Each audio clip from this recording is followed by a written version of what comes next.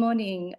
It is a pleasure to welcome you all to the first workshop of the Regional Export Training and Assistance Program, for short RETAP. I'm Simona Resek. I'm an international trade consultant, the RETAP Client Relations Manager, and the program moderator today. RETAP is an initiative designed to equip California businesses with the knowledge, resources, and support they need to expand globally.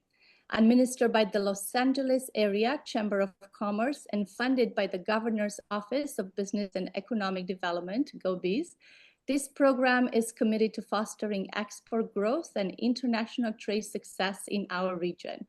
Thank you to both the Los Angeles Chamber of Commerce and to GOBEZ office for bringing this impactful program to our trade community.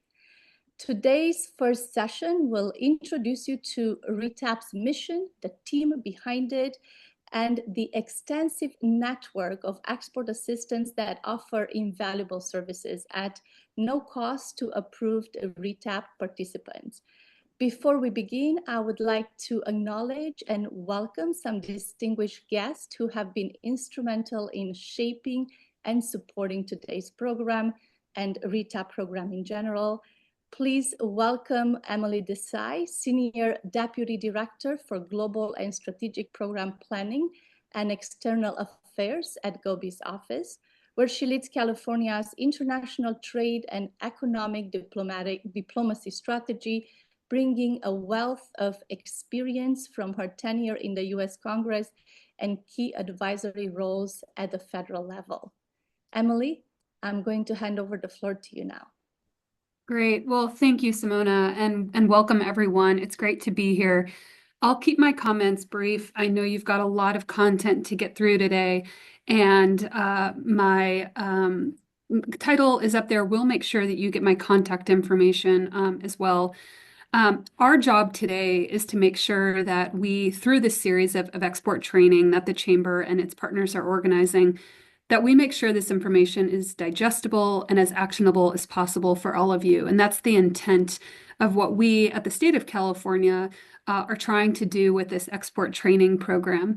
So as Simona mentioned, our office is the Governor's Office of Business and Economic Development, or GOBEZ, and we're the state's economic development arm. We're responsible for job creation and economic growth for California.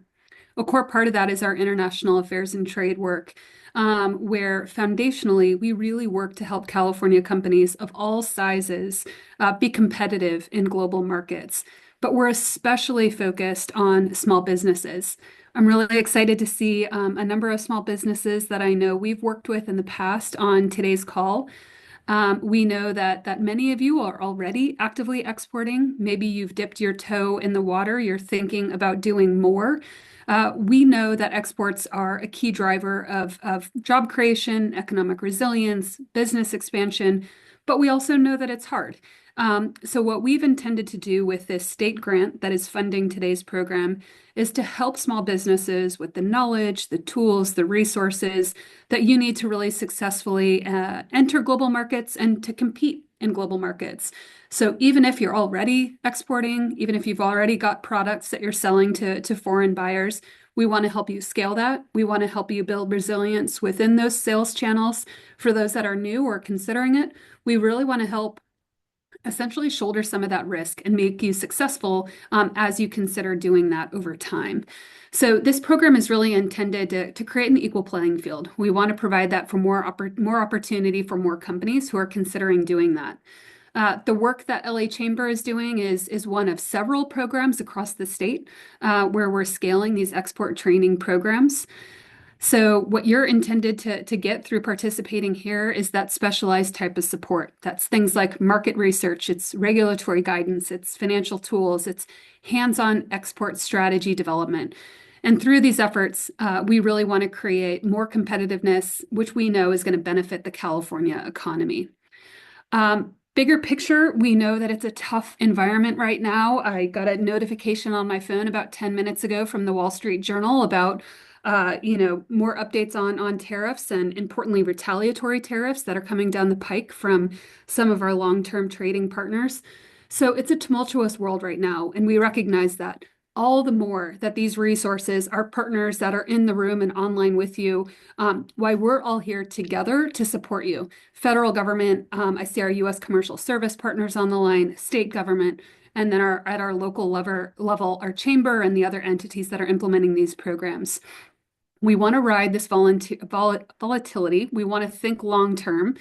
We want to help you get the resources that you need to weather some of this, but also to understand that despite some of what's happening right now, we know that at the end of the day, international trade creates jobs. We know that you're all doing that. We know some of you are experiencing it. We want to make you successful. So our job here is to fund this program, but we are always available to support further. One of the key aspects that I want you to walk away with from my remarks is that as you go through this export training program, not only does the state of California fund this program, but we also have additional small grants for small businesses that are really looking to basically leverage what you're learning in this program. So we have financing. We have grants that are available to small businesses to start to capitalize on everything that you're learning from these programs. So whether you want to go to a trade show, whether you want to do some evaluation of compliance, whether you want to ship some sample products, there's an array of ways that we can help you begin to operationalize the training that you're developing today. So we'd love to stay in touch.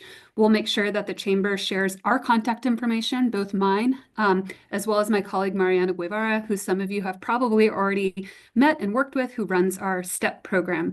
And that STEP program is what provides that funding for small businesses to really start to operationalize everything you're going to learn in the coming weeks. So with that, Simona, I'll turn it back over to you, but just thrilled that you all are here, that you're taking these steps and what we can do to support on that. So thank you very much. Thank you very much, Emily. We truly appreciate your leadership and we look up to your leadership, especially during these uncertain times. Next, let's see. I still want to check to make sure that you are all able to see my screen. Yes. Okay, great. Yes. Yes. Great. I like all the answers. So next, our next speaker was supposed to be Martin Bresbrecher, the Chief Financial and Operating Officer at the Los Angeles Chamber of Commerce. However, he was not able to join us today because he is currently in Washington, D.C. with his team. In his absence, I will provide a brief overview of the Chamber's role in international trade and the RETAP team working at the Chamber relentlessly to truly help us and support businesses in their global expansion efforts. The Los Angeles Area Chamber of Commerce is a leading voice for the business community in our region, driving economic growth and global trade opportunities for all. Through initiatives like RETAP, the Chamber fosters international business connections, supports exporters, and champions policies that enhance Southern California's position as a global trade hub. Here is our team at the Chambers. We have Martin, we have Peter Fu, who is not with us today, and we have Sandra Kim. We are very grateful to have them on our team supporting the RETAP program. Sandra is in the room, so please make sure you all thank Sandra for her hard work. Next, part of the RETAP team, we have Maurice Kogan, and I will introduce Maurice in a moment. He's the RETAP program manager. I am the RETAP client relations manager, and Dr. Sarita Jackson is our international marketing researcher. Next, we're going to hear from Kevin Clouden, the co-chair of the Los Angeles Regional Export Council, short LAREX, and he's also the executive director of finance of Milken Institute Finance. Kevin brings extensive expertise in international trade and economic strategy, playing a key role in advising LAREX's mission, facilitating collaboration among trade institutions, government agency, and economic development offices across the greater Los Angeles region. Kevin, I'm going to hand over the virtual floor to you. Thank you very much to everyone, and welcome. So just to give a bit of background as well in terms of my involvement, and in particular, the connection I have to both Maurice and Simona that dates back several years, in particular to a program that the Milken Institute did and indeed originally approached the LA Regional Export Council about a number of years ago. So the Milken Institute, we're a nonpartisan, nonprofit economic think tank. We're based in Santa Monica, although we have large offices in Washington, D.C., and in other locations around the world. But one of the key things that we did, and we're very engaged in, is this view that exporting is one of the most important ways for a small business to grow.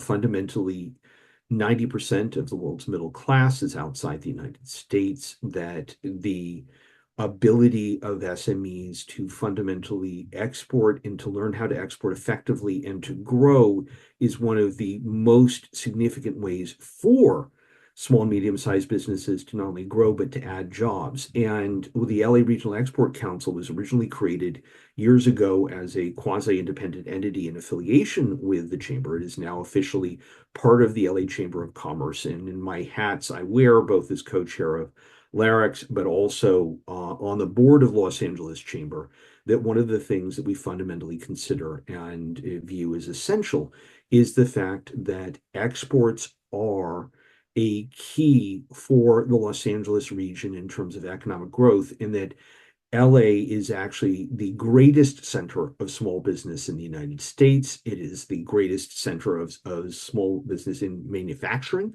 And even though obviously, as Emily mentioned, we are in a rather fraught time, the fact remains that for the vast majority of global markets and for the vast majority of what is being done and exported, is that the relationships are quite stable, and the demand ultimately for products by American businesses remains incredibly high. The view in particular, especially when businesses are identified as Californian, is that California is a key in terms of leader in design, leader in innovation, and viewed as a very global location with an incredible collection of populations from all over the world. The Regional Export Council, basically, our intent in collaborating on this effort and for the Chamber to do so is to recognize and harness this, and to be able to take the fact that we have an incredible expatriate population, we have an incredible number of entrepreneurs and innovators and people such as you in the room, and we want to make it easier, and we want to make it reliable, and we want to make it is something that feels secure, so that you're not going into something as an incredible risk or incredible difficulty, but instead viewing this as a natural evolution and a natural way to expand your business, to expand what you are doing, and to be able to collaborate with the different resources that are here, both not just in the public sector, whether it is the state, local governments, whether it is the national partners, whether it is the U.S. Department of Commerce or the U.S. Small Business Administration, the Export-Import Bank. Regardless of any upheaval or any issues, those professionals are there, and those individuals who can work with you and build with you, and the private sector managers and individuals who are there. Our intent is to make sure that you are matched with this, that you go into something in that you are doing something that is absolutely worth your while. We are here, and the Chamber is here because we want you to succeed. And the Chamber and LARIC view this as being part of our mandate. Ultimately, what we also want to do and see out of this in this process is that and for which we're incredibly grateful for the funding and backing of GoBiz and the state, is that we want this to be something that you feel is worthwhile, and that this model is repeatable, and that this is something that allows you to grow what you're doing and to help the local economy grow, to add jobs, to add economic activity, to make things sustainable. And for that, we are really thrilled to be engaged with you. We want to see this happen. We want to be able to see this continue. And our further, even beyond what the Chamber and LARIX want, and what we want is to hear back from you and to be able to have that ongoing engagement. Ultimately, what we'd love to be able to do is to have your business grow enough to feel that you want to be actively part of the Chamber and be part of the broader business community here in LA County and in Southern California, and to be able to build those connections for your business and for everything else with what's going on in terms of the international economic community, right now you are in a position where what you offer, what you are doing here, that we are recognizing that we see value in what you're doing. We view that what you're doing is incredibly valuable. We want to make sure that you receive the tools and the pieces, the mentorship, the financing, the reassurance, the guidance, the information you need to be able to succeed. And we hope that over the process of this, that with RETAP that you are able to do so, and that you are able to find that this is not only worthwhile, but something that ultimately is essential to the long-term path for what you're doing in your business. And so we're grateful that you're here, and we're thankful very much to Simona, to Maurice, to the entire team for being able to guide this and lead this. And we hope that you feel very much when you're done with this that it was incredibly worth your while. So thank you to everyone. Thank you so much, Kevin, for bringing a wealth of experience and leadership in global trades and economics to our team. We truly appreciate your time and your support. Next, I wanted to check if we have the support of Los Angeles Office of Mayor Karen Bass, City of Los Angeles. I'm not sure if Christine Patterson is here with us today. Christine, are you here? Let's check very quickly.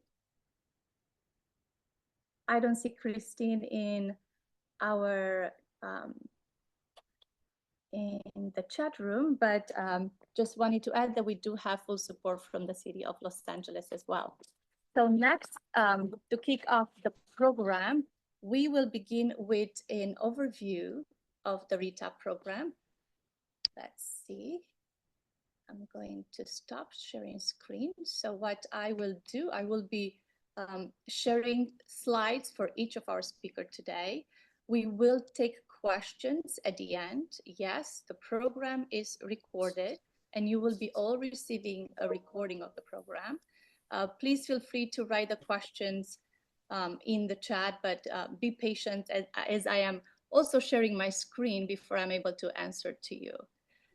So there we do have someone that can speak for the mayor's office. Christine couldn't make it, but if she will join us up here where the microphone is. Oh, yeah. Say a few words, introduce yourself. Welcome. I apologize. I wasn't aware of that. So please, welcome. We look forward to Hi, my name is Joan Lee. I'm the trade and investment analyst for Mayor Karen Bass. I work on Christine and for apologies that she can't be here today. But I just wanted to, say thank you so much for to the chamber for hosting us and for the LA Regional Export Council as well for hosting us, and for the California, the Governor's Office of Business and Economic Development for funding this and to kickstart these export activities and providing this training. We just wanted to say on behalf of Mayor Bass, I just wanted to congratulate all the businesses who are making the decision to invest in yourselves and your businesses by learning about the power of exporting. It is a priority of Mayor Bass to bring international export opportunities to local businesses, small and large, and to help companies grow by providing access to networking, trade, financing, and export partnerships. And part of our mission for the Mayor's Office of International Affairs is to build on and leverage the global strengths of LA to deliver jobs for Angelinos, revenue to the city, and broad economic opportunities, especially as we welcome the world next year with the World Cup and in 2028 with the Olympic and Paralympic Games. So we're really excited to partner on this program and the potential to help manufacturers access export services and identify international growth strategies. And we just want to also let everyone know that we have a really good relationship with the 92 consulates that are in LA and the many trade offices and heritage and diaspora-based business groups. So these are excellent resources that are available, and we would love to assist and provide any resources that are available. So thank you again, and we look forward to supporting this program. Thank you very much for your remarks. We will make sure to be in touch and to share the resources you have mentioned with our RETAP participants. So thank you so much for taking the time to join us today. And next, to kick off the program today, we'll begin with an overview of the RETAP program. And it is my honor to introduce Maurice Kogan, RETAP Program Manager and a mentor to many, including myself when I first entered the international trade career. His 63-year career as trade expert, educator, and author has guided countless businesses, especially new to export companies, towards global success, making him the heart of this program and an invaluable leader in international trade. Maurice, not the virtual floor and the in-person floor is all yours. The physical floor. Okay. Welcome. All right. Thank you, Simona. And greetings to all of you out there who are participating in this program. When I first heard that the governor's office was issuing a series of RFPs for grants for export training, I said, well, I can do that. And we want to get some of that grant money for a worthwhile project. And so was able to get the Los Angeles Area Chamber of Commerce to be the grant administrator, with myself as the program manager and Simona as the client relations manager. The grant opportunity ranged from $20,000 up to $200,000 to submit proposals, and I felt that we should go for the bigger one, the 200,000 grant. So we did apply for that. We did get it, and now it's our job to implement it. And this is the first opportunity we have to go through what we want to do under this program. You've already been introduced to the names, at least, of the Chamber of Commerce backers. Martin Breidsprecher, the Chief Operating Officer of the Chamber, Peter Fu, who is our main person with the grant administration, and Brian Peck and Clevin Clouden, you heard from Kevin, who are co-chairs of LARIX. So we also, in addition to myself and Simona, we also felt that we needed strong support from the broader export community. So we said we should set up something we called an action group, or AG for short. And we reached out to a large number of organizations that we thought could help with presenters, could help with assistance programs, could help with promoting the program. And we ultimately pulled together 26 leading organizations in export training and assistance under the RETAP Action Group. Next slide. And you see some of these organizations, their logos, but they're even more than this. So what does it take to be able to take advantage of this program? We said you needed to be a California-based manufacturer or a brand owner in business for at least 1 year. We didn't want to deal with business startups yet. We wanted to be able to work with somebody that had already had some experience in their business and knew what running a business meant. We also obviously wanted companies with an exportable product, and under commerce and other government rules, that product should be at least 51% US made. We wanted to focus particularly on new to export companies, or what we call occasional exporters, where you get a hit or two off your website and you might make a foreign sale. You're not really exporting at that point. You're still basically new to export. And also a group we call new to market, that they're exporting, but they're only exporting to one or two markets. Next. So in structuring the program, we said we will have 3 tracks. The first track is to work with the new to export companies. And now you may not know this, but even though the US is the world's leading, virtually the world's leading manufacturer, maybe number two, and also the number two leading exporter in the world, nevertheless, 75% of our manufacturers still do not export. So they're new to export. And there's a host of reasons why they are not yet exporting that we need to deal with and overcome. But that's one of the major purposes to break into that 75%, including the same ratio in California. So we assume 75% of California manufacturers are still not exporting as well. We need to get them into the export base. Track two is to deal with those that are already exporting, but only exporting to a few markets. And basically, of those that do export in the 25%, roughly 60% of them just export to Canada and Mexico. And you know, there are 200 countries out there, so there's plenty of room to expand. So we want to be able to work with the new to markets or the ones just selling to a few markets to get them into more markets.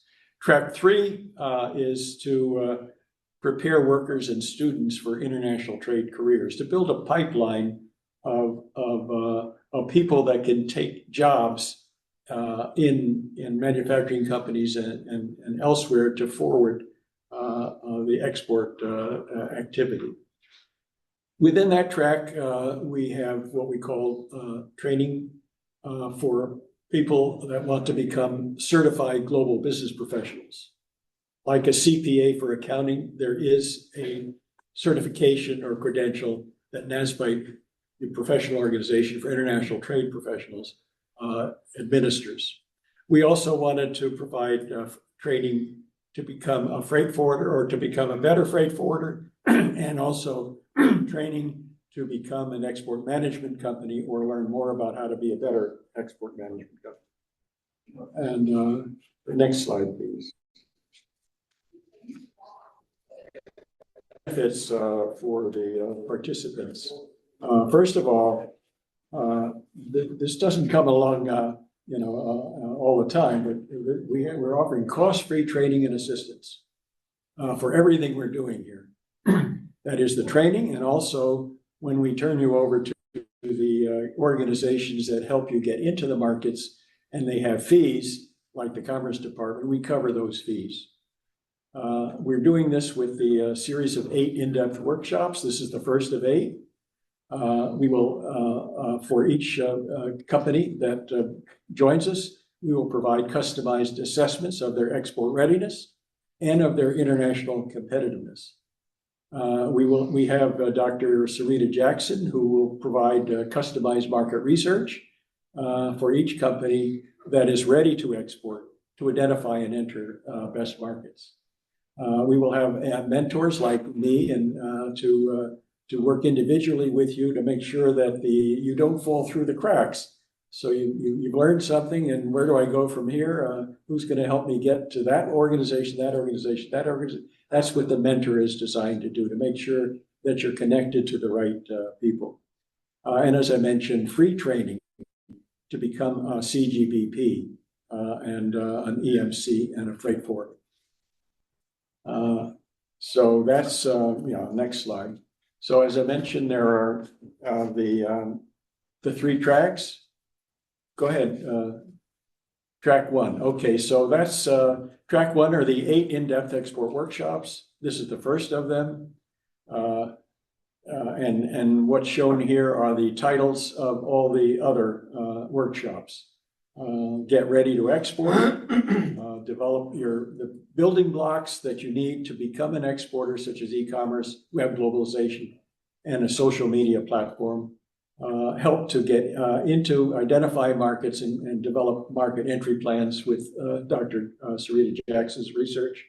Help to make export sales and get paid. So you learn how to negotiate the terms of a sale, how to finance sales, how to avoid buyer default. The area of legal do's and don'ts covers quite a wide range of trade regulations and protection of your intellectual property and protection against cybersecurity threats. We'll cover that in that particular workshop. Prepare and deliver export goods, where you need to know how to make sure that the goods you're ready to send overseas are marked, labeled, packaged, and shipped in the proper way. And then the wrap-up session at the end with overall Q&As, anything you want to tell us about your successes. And if we have some companies that already have success stories to tell and pass along that as well. Next slide, please.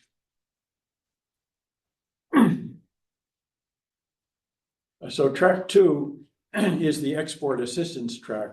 That's only available for the companies that have an exportable product and are ready to take that step of looking for markets. It's not, the trainees go through the first part, but when you're ready, either because we've trained you or you're already ready exporting to some countries, we're doing track 2, where everything we're doing through the Commerce Department and other sources is at no cost. And that is export advice from the Commerce Department, SBDCs, score counselors, online export readiness assessment, which we'll talk about later, and California Manufacturing Technology Consulting Organization also has a free program to advise you on how you can become more competitive in your production for overseas. The product-specific market research, each company that is ready will get a report from Dr. Sarita Jackson using her methodology that will identify the target markets and provide guidance on entering those markets.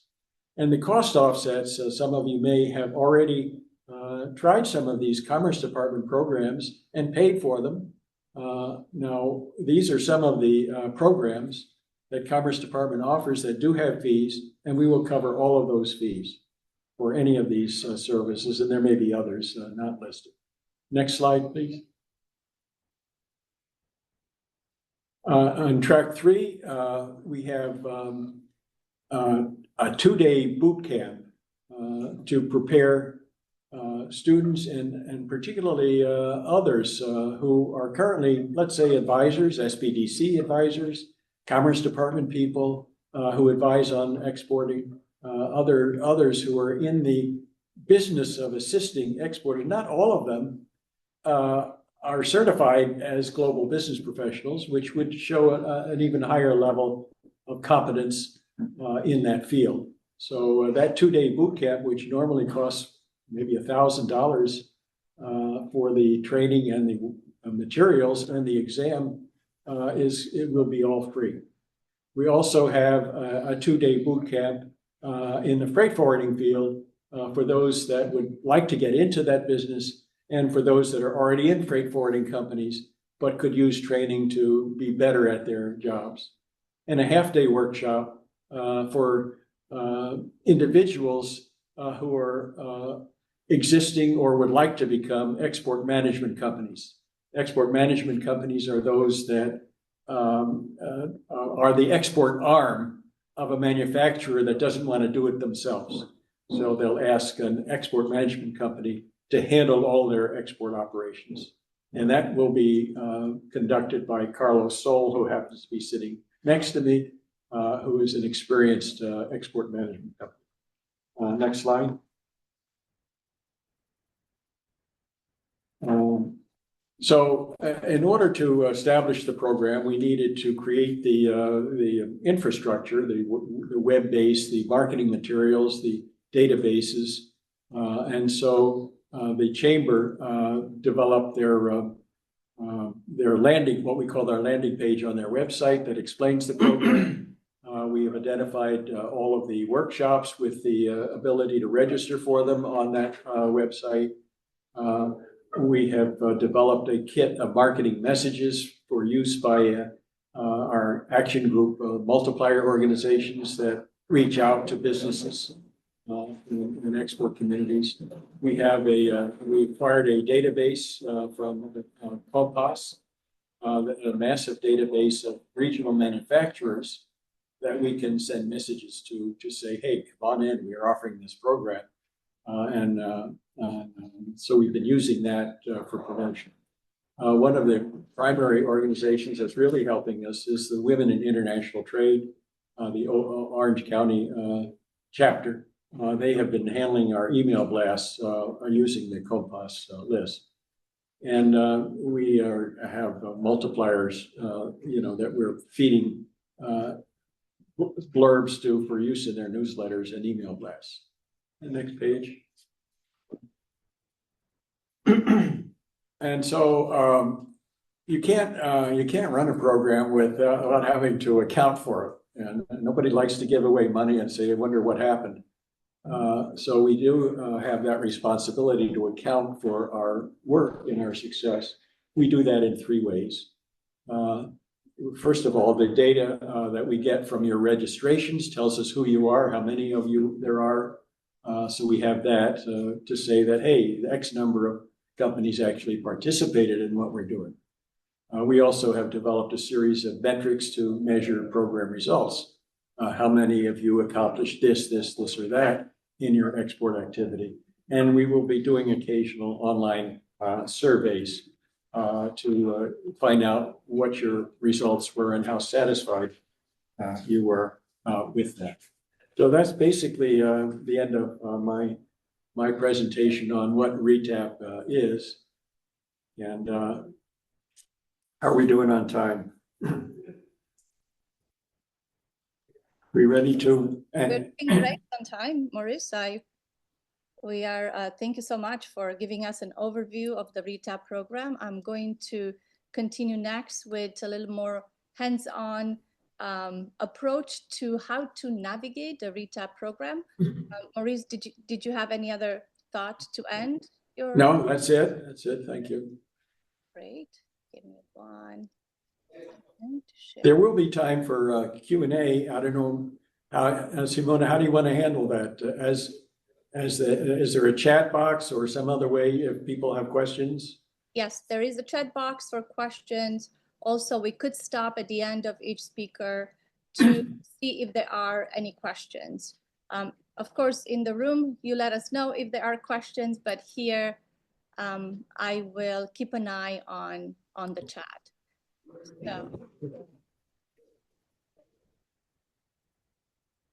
great. So now we are going to move into navigating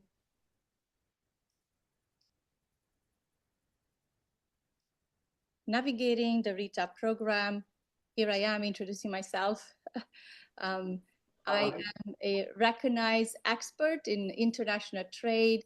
I am the co-CEO of Simares Trade, where I'm actually a trader myself. I support companies to expand globally or to enter United States market.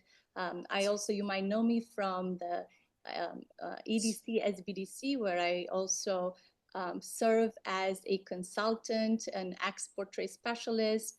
I also serve at the World Trade Center San Diego. I work with chambers and other organizations to really support companies to grow and scale through export. That really is my mission, to bring access to goods, services, and information throughout the world.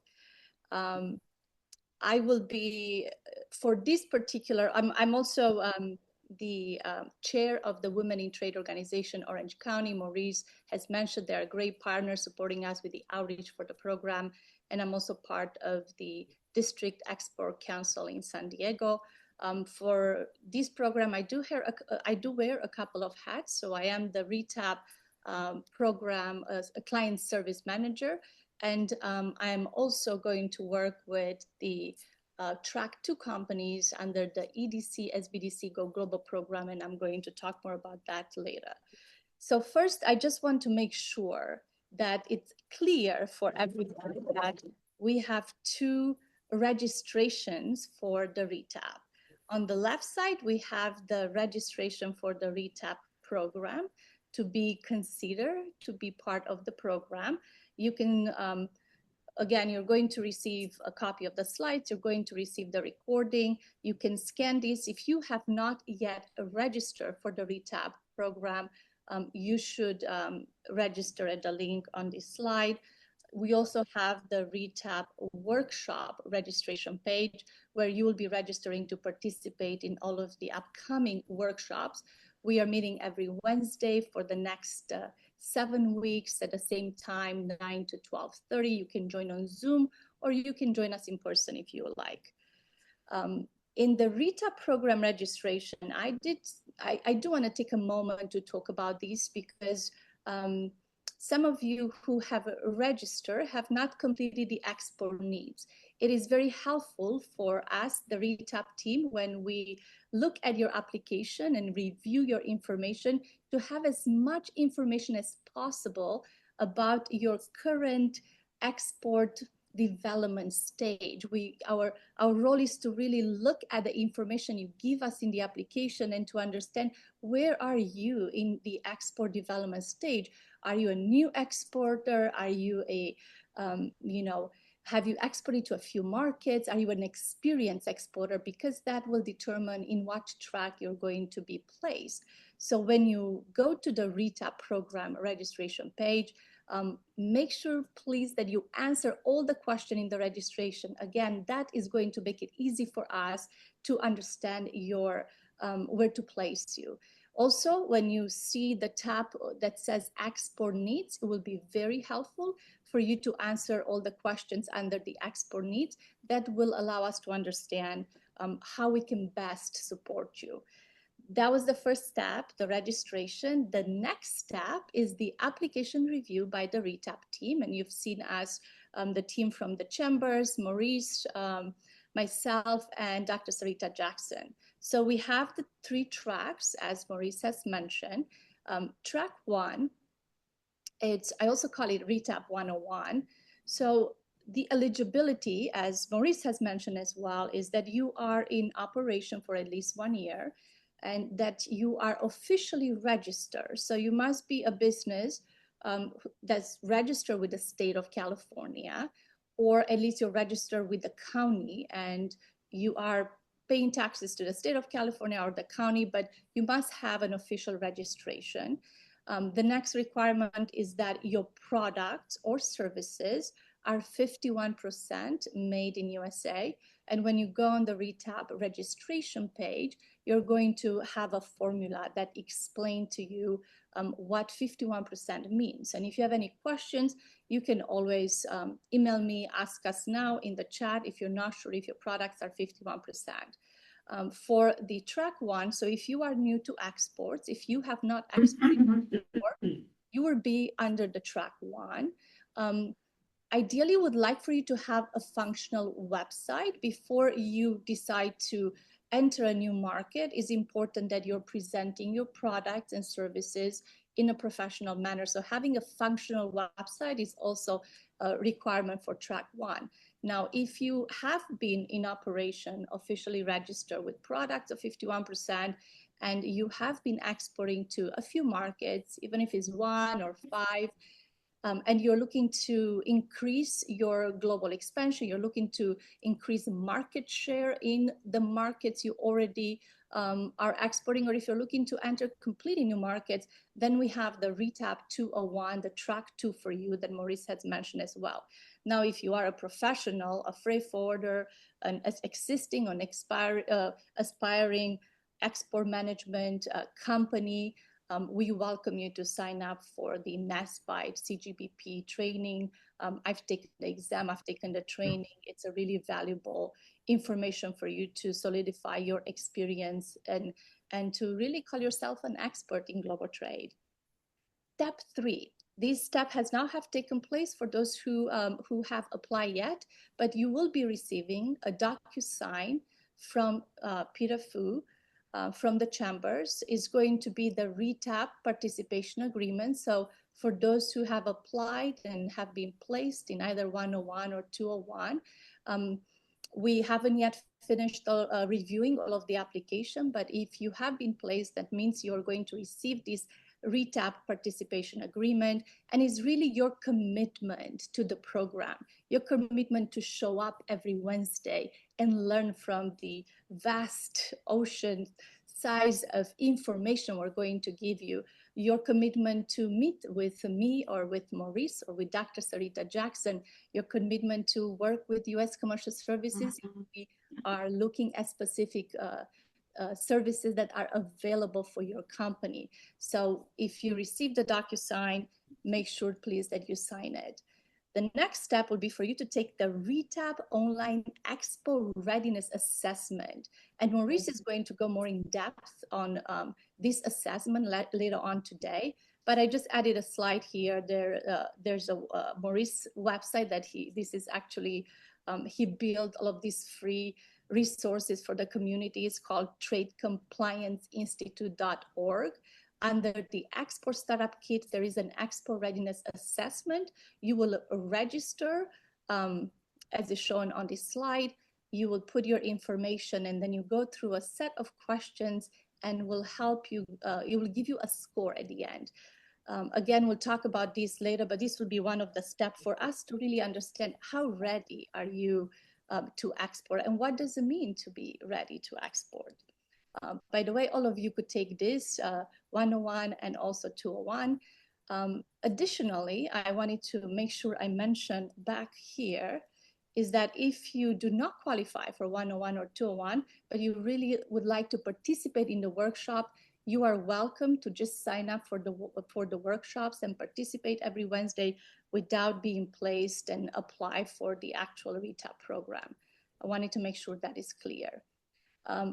The step 4 for the RETAP 101, Maurice has mentioned that you will be having a mentor assigned to you. So there's two mentors at the RETAP level, it's Maurice Kogan and myself.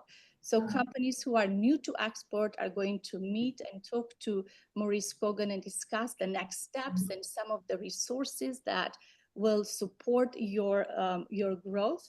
Companies who have some experience in exporting or are experienced exporters and are looking to expand in new markets or increase market share in current markets, they will meet with me. We'll have a Zoom meeting to understand the process, to understand your current needs, and to make sure that we prioritize your current in global trade.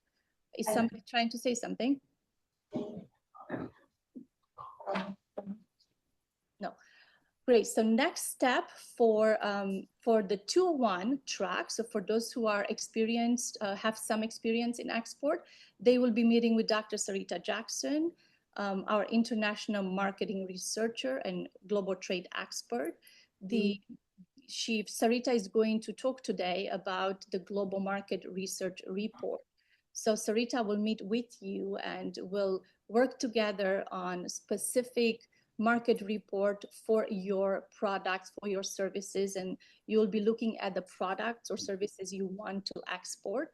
And it will support you to really have the data to make the decision on which market you should be accessing. It's very important that you're not entering a market just because your friend lives in Brazil, but you're entering a market because for Brazil, for your particular product, are not as big as other markets. You're entering Brazil because there's demand for your product in the market. How do you measure demand of the product, of your product in the market? So you have all of this data that will help you to make very informed decisions on what the next market will be for you or how to grow in the market, understanding your customer needs in European Union versus your customer needs in Brazil or in Asia.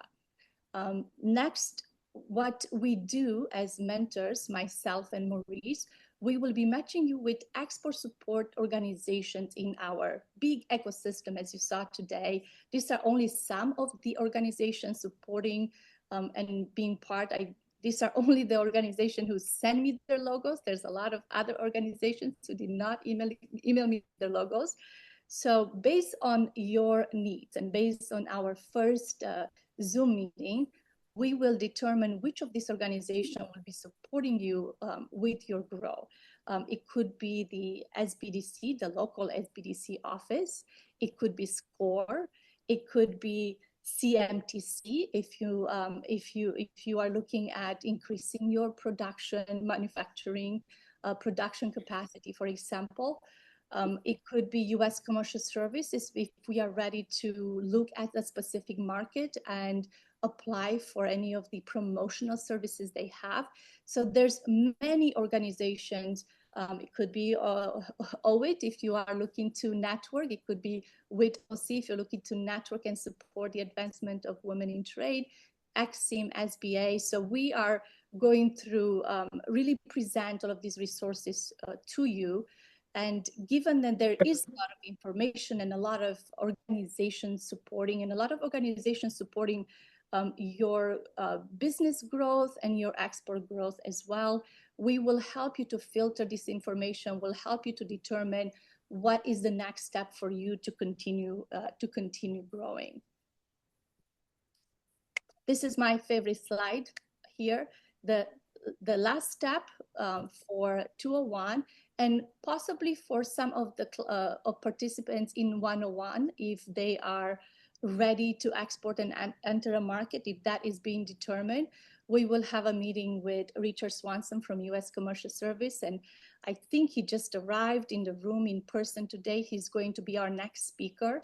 So the way we are going to engage with the U.S. Commercial Service is very simple. There are 2 steps. Once we have determined that you are ready to expand in the market or you're ready to increase market share in a market, there is a company questionnaire that comes from the U.S. Commercial Service. There is a participation agreement.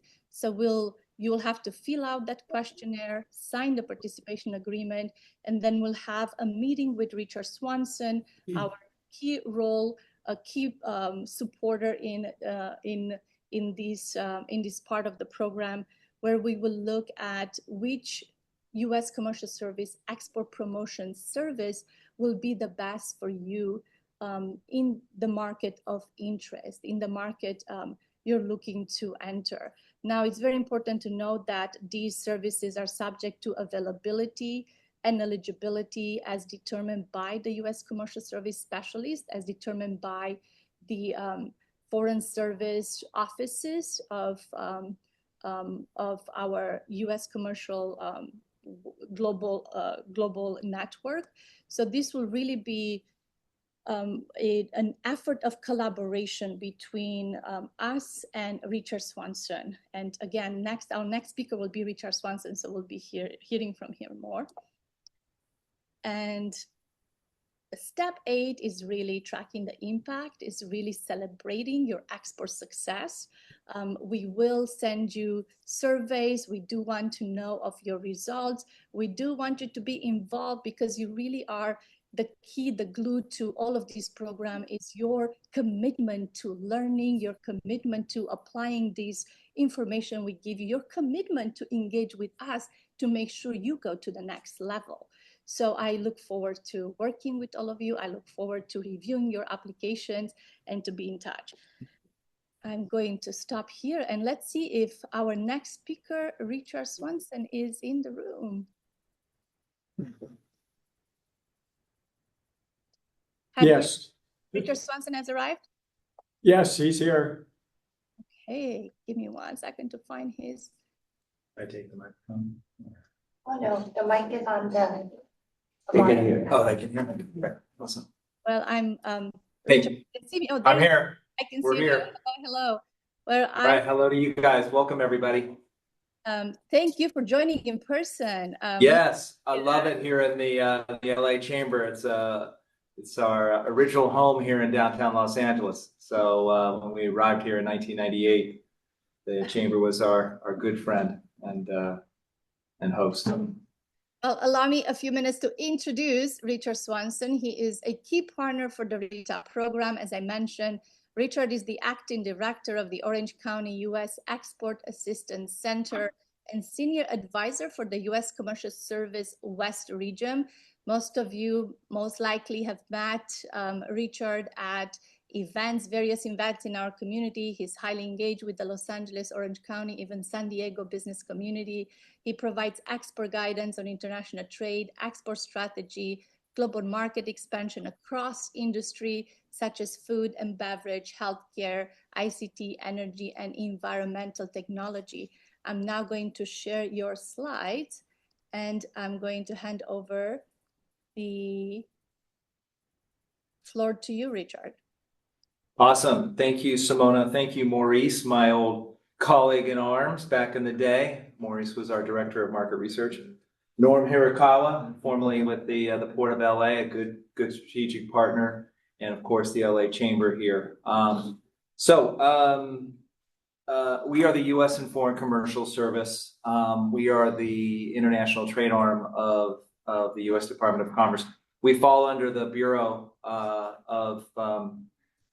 in Commerce, the International Trade Administration. You can see our logo on the left-hand side there. We're a worldwide network. We have offices domestically. We've repositioned ourselves into 4 regions. We're part of the West region, which is everything from Seattle to San Diego and everything from Arizona, Nevada, all the way up to Idaho, Montana, and Utah. So we cover a lot of ground. We like to say the West is the best. That's sort of our logo. That's our saying. But we have a lot of services you guys can plug into. So as you become trained in the 101 program here, and for those of you out there already in the 201 stage, ready to go, ready to expand, or ready to enter a market, we have a plethora of services worldwide. And those services worldwide are captured in or are partnered with our colleagues in our U.S. embassies and U.S. consulates overseas. We have American commercial officers over there, but we have locally engaged staff, Foreign Service nationals who are industry-driven, industry portfolio, and whatever industry you're in, I think we can capture the right market research, the right B2B contacts, maybe the right B2G contacts, and probably the fastest growing is B2C, and we'll get into that as well. We basically do export counseling, market intelligence, business matchmaking, commercial diplomacy, advocacy when it's government to government bids, tenders, using multilateral development bank financing. And lastly, although this is not necessarily part of the process in the 101, 201, we also engage with foreign direct investment. We have the largest FDI event in the United States every year. This year it'll be in May again in Washington, D.C. It is Select USA Summit. With all those services, Simona wanted me to just touch on one of the services first, and this is the website globalization review. You'll have a speaker who is part of our e-commerce innovation lab, James Bloodsoe. Simona, I don't recall which session he'll be on, but I think it will be coming up soon. And James will talk about how you can plug into optimizing your website for global, cross-border e-commerce trade. And this website globalization is sort of using what we know as a software crawler, and it'll analyze your website and will give you a full report, as you can see an image of that here on the screen. And I think it's covered by the program, which is awesome. And thank you to the state of California for their export training grant and the LA Chamber for putting together such a wonderful package here and program. One other comment about website globalization and e-commerce. We have an upcoming e-commerce solutions webinar. I'll drop that into the chat in a minute here on March 19th. So that's coming up in about a week. So we'll give you more information on that. I believe it's free. So check it out. Yes, our global presence. These are our overseas offices and our domestic coverage here. Here in the local Southern California area, we have myself, we have EJ Richardson, Lena Dacker in Orange County. We have Jason Spurl here in LA. We have Delia Valdivia, Leticia Arias, and Cynthia Torres. So you're well covered here in Southern California. And if we need to work together, we will. Export counseling is our primary service. But we also provide business matchmaking. And how do we do that? Basically, we have several services that we can plug you into.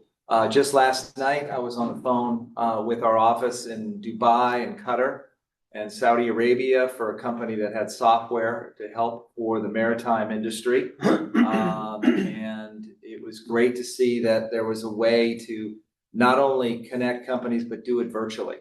So we have international partner search that we can do virtually. We can set up appointments, but one of the best ways to go about this is to go through some of the market research, that we have. And Maurice is very, attuned to this and very experienced this since he directed this office years ago. But we post our country commercial guides on our websites. So if you just Google, I use this as sort of a GPS, just trade.gov and then put whatever country, you'll get immediately to our website for that country and that commercial service office. And there you will find on the left-hand navigational bar, the country commercial guides, which are a way to sort of advertise the markets for that country. So we can also do customized research. And I like this service, this initial market check, because I think it's a great way to find out and get direct response for companies and organizations that are in your sector. And once you get that feedback, there's a potential for you to follow up directly with those companies and actually engage in B2B and B2C business. There's also a international company profile, so sort of like a Dun & Bradstreet background check, and that's a very effective way for us to get information on companies that you might be doing business. Moving on to trade events, we are very active in that. In fact, just recently in the last 2 months, we've done 3 trade event partnership programs. That's our flagship program we do with trade show organizers. In Long Beach, we did the hydrogen fuel cell conference in Anaheim, which is a huge trade show center. And I have to say, you're blessed here on the West Coast because you have the biggest trade show center in the United States in Las Vegas. You have the second biggest trade show center here in Anaheim. And when you couple that with the Los Angeles Convention Center and the San Diego Convention Center, it's actually the biggest complex in the United States, if not the world. So it's a great way for you guys to connect with trade events. Just recently, last week, we had the Natural Products Expo West. So for any of you in the consumer goods or in the natural or supplements market, that was phenomenal. 65,000 attendees, 3,200 exhibitors. We had a global business center there. These shows are for you to connect in domestically because we bring foreign delegations that we recruit to those shows. So you don't have to fly out and spend a lot of money up front to go to that market. Let's see. What we would like to do is let's go to, if we can, move a little. Yeah, there we go. Lots of opportunities here. I think, Maurice, you did a good presentation this morning on a lot of these opportunities here. But you can see in the world, 95% of your customers are outside of the United States. And we have a lot of activity with Europe. China is still a good market for us in many consumer goods and other services. Korea is a good trading partner. India, Great Britain, Canada, Mexico. I know there are some, we have trade policy and there are tariffs out there on the horizon, but we're here to help you navigate all that as well. Lastly, let's take a look at the state of California. You're in probably, what I like to say too is, here you are in the Southern California area. You are in the center of global trade. There is no question about it that Southern California with its ports, LA and Long Beach, with even the smaller ports, San Diego and the Port of Hueneme, along with the Port of Oakland, and going up to Seattle and even up to Vancouver with Prince Rupert, is an amazing port complex on the West Coast. And with our airports and with all of our 3PL and 4PL providers and all of the logistics expertise here in Southern California, you are in excellent hands. And I would be remiss in not promoting our District Export Council. These are members of the trade community, of which some of us are here today. Simona is being one of them. And they are nominated by our local offices, and they are approved by the Department of Commerce. And those District Export Council members here in Southern California are led by Bill Edwards and others here in the trade community. And they're here to help you. And it's just in a range of manufacturers, logistics, legal, everything that you need to help you. So they're partnering with Maurice and the chamber here and use Simona to help your 101 and 201 exporters go forward. As you can see, California is doing quite well. We didn't mean to say 95% of Kentucky's exporters. We meant to say California. So apologize for that. But Kentucky's doing well as well. So much for Kentucky. Lastly, let's just look at our local partner network here. Leticia Arias is helping us lead our LA team. I'm helping our Orange County. OCLA is there for you. We also have a good array of federal partners. I want to give a shout out. We have our Western Regional Office for the Bureau of Industry and Security. They are the primary entity within the Department of Commerce for export compliance. So if you think of your product as being dual use, meaning it's commercial, but at the same time, it could be related to some security issue, please reach out to Richard. He's right next door to me here in Irvine. I also am with Paul Duncan with the U.S. Export-Import Bank. I believe Paul is going to be a speaker as well. And they'll talk about credit insurance, extending your receivables beyond 30, 60, 90, even 120 days. We have Martin Sealander and the team here with the SBA, the district office, and also located with us here in Irvine as well. Small international business loans, capital financing. They are also the organization that provides the state trade expansion program, offset grants to the states. So you heard Emily this morning. That's awesome. And also, I think the last partner I showed was our office for advocacy.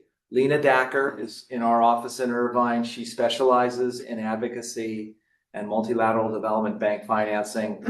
It's really important for you when you're doing business between government to government. And so if you're doing that or you're involved with that sort of procurement, she's here on the West Coast to help you. And with that, I think I am done with my presentation. So thank you very much. And I'll hand it back over to you, Simona. Thank you so much, Richard. And as I mentioned earlier, Richard is our key partner here. The RETAP program will cover fees for U.S. commercial service programs that you are eligible based on a determination in our meeting with the U.S. commercial service specialist. So we really appreciate you, Richard, for being here in person, for the support you're giving to the program.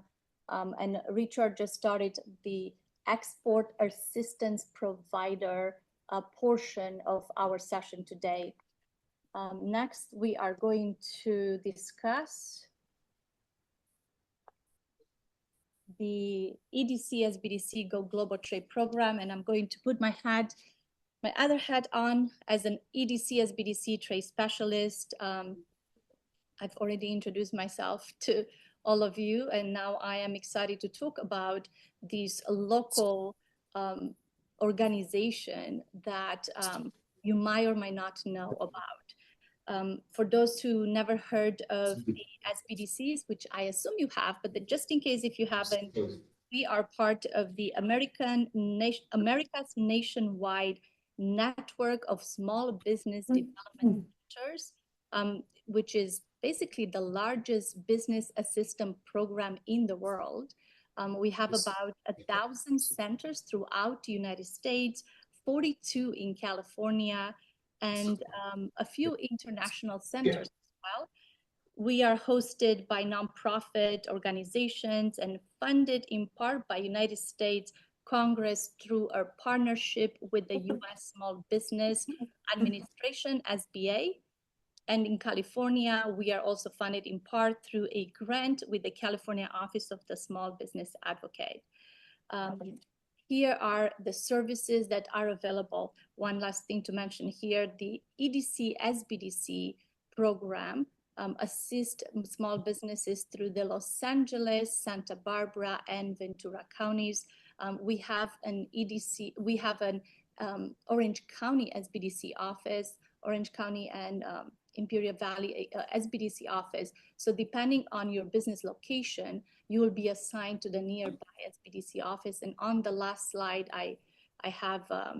I'll show you how to locate the office that you belong to. So if you are in Los Angeles, Santa Barbara, and Ventura counties, you have access to the EDC SBDC Go Global program. We offer business consulting. We offer no-cost business consulting, training, low-interest lending, upskilling opportunities in different area, manufacturing, increasing production, or digital upskilling for your employees as well. We also through the EDC SBDC, we provide the Go Global Trade program, which is part of the Los Angeles SBDC network, is hosted by the Economic Development Collaborative in Ventura. Dr. Ray Bowman is the director of the EDC SBDC Center, and we provide no-cost one-on-one technical assistance to businesses interested in accessing international opportunities in all the areas you'll see here on the slide, from developing an export plan to building your marketing strategy, to dealing with documentation and structuring a trade transaction. I support clients with really understanding the provisions that should go in your distribution contract, understanding how to set up a transaction and how to get paid, and just going through the process on a one-on-one technical advising meeting to make sure that you are understanding what resources you have to bring at every step of finalizing a trade transaction. Also, how do you close the deal, making sure that you have the tools necessary to understand the business culture, to make sure you are understanding why it's taking so long to close this deal with this company in China.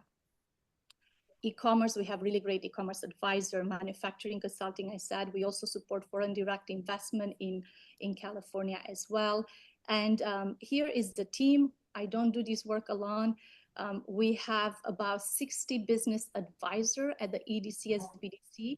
These are some of the advisors I work regularly with, but there's a lot more. And as you can see in this export success wheel that I've built a very long time ago, the domestic development, the domestic health of your company, it is very much connected with your export development.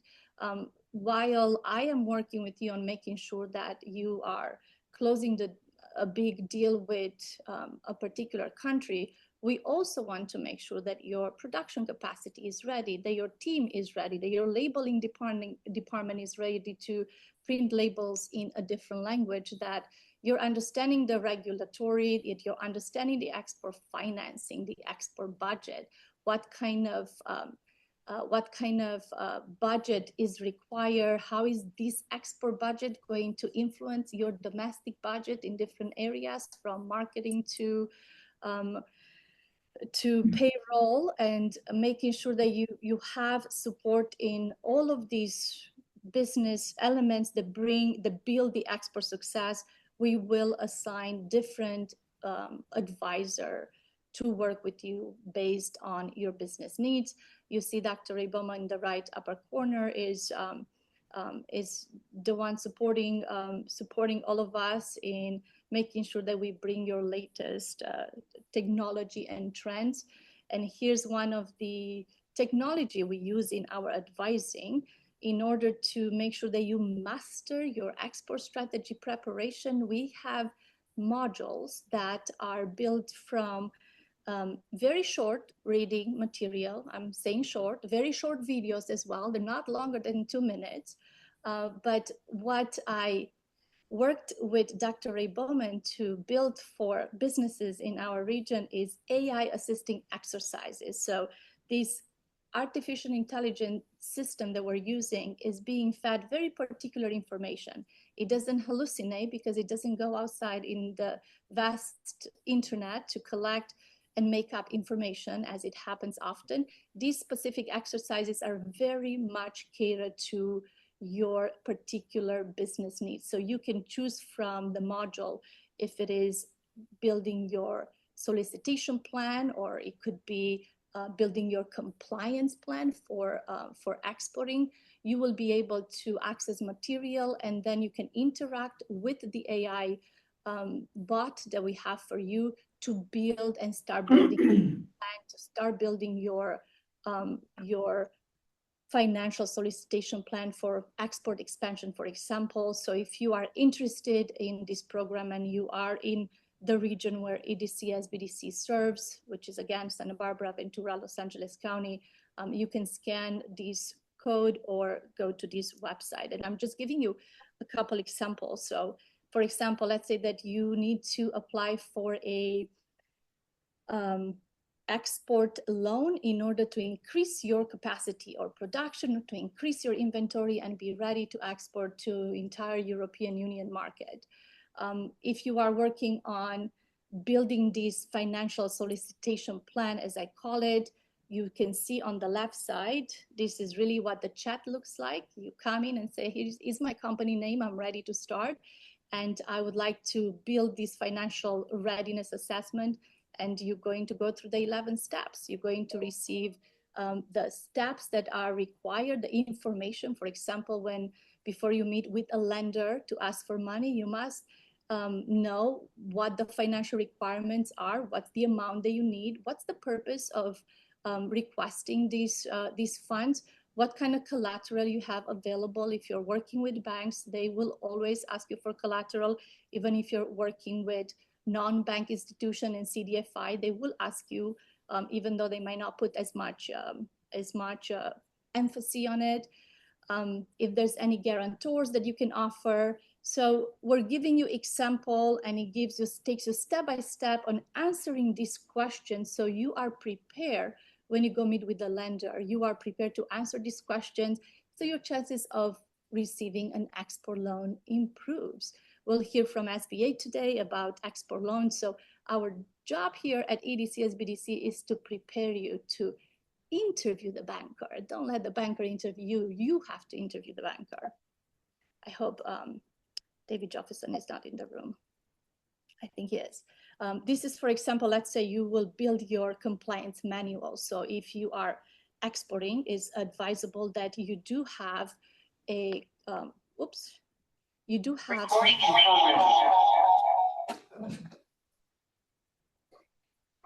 I hope we're okay. It looks like I still have a few more minutes. So if, for example, if you are an exporter, you should have an export compliance manual policy in your office. Your employees should know what are the record keeping processes, for example, and the training. So our AI bot is going to help you build your compliance manual based on your particular products, based on your particular market, based on the legal system in which you are going to export. Are you going to have religious law or common law or civil law in the market of entry? So based on this legal system that have jurisdiction over the area where you're going to enter into a contract with, you will be able to understand the contract law, the trade law that applies. We go over the United Nations Convention of Contracts, the international sales of contracts, the provision that you should have in this contract to make sure that you really understand the regulatory compliance in specific markets. So to develop your compliance program, you'll go step by step. And at any point as you're working with this AI bot, you have the option to set up a one-on-one meeting with a technical advisor. If it's regulatory compliance, you'll be meeting with me. If it's financial, you'll be meeting with Gary Mandel, who is in charge of export finance in our office. So this is just an example to show you how we are working to make access to information and preparation a lot simpler for you at EDC SBDC. We also collaborate with all of the state, federal, and local programs to make sure we have all the resources available for you and to help you navigate. And if you don't know what SBDC office you belong to, you can go to America's SBDC, or you can just put in Google, find my local SBDC office. You type in your zip code and it's going to tell you where do you belong to. Now, if you do not find specific support in export for your specific circumstance, you can always just connect with us and we'll make sure that we send you and we connect you with the right office.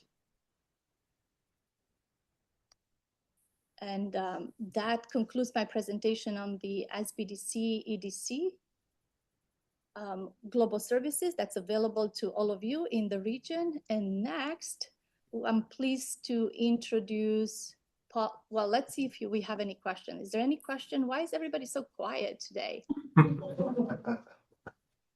How are we doing over there in the chat room? I don't see any question from any of you, so I'm assuming that everything is very clean and clear and you're all ready to start doing the work to expand globally.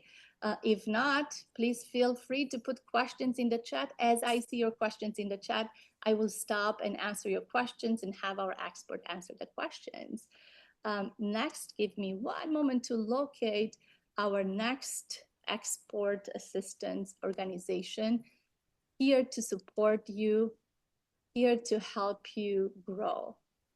We have with us today Paul Smith, an accomplished economic development specialist and district international trade officer for the U.S. Small Business Administration, who brings 30 years of experience in business development, international trade, manufacturing processes as well, which is so very important right now, working closely with private industry, trade associations, and government agencies to support businesses expand globally.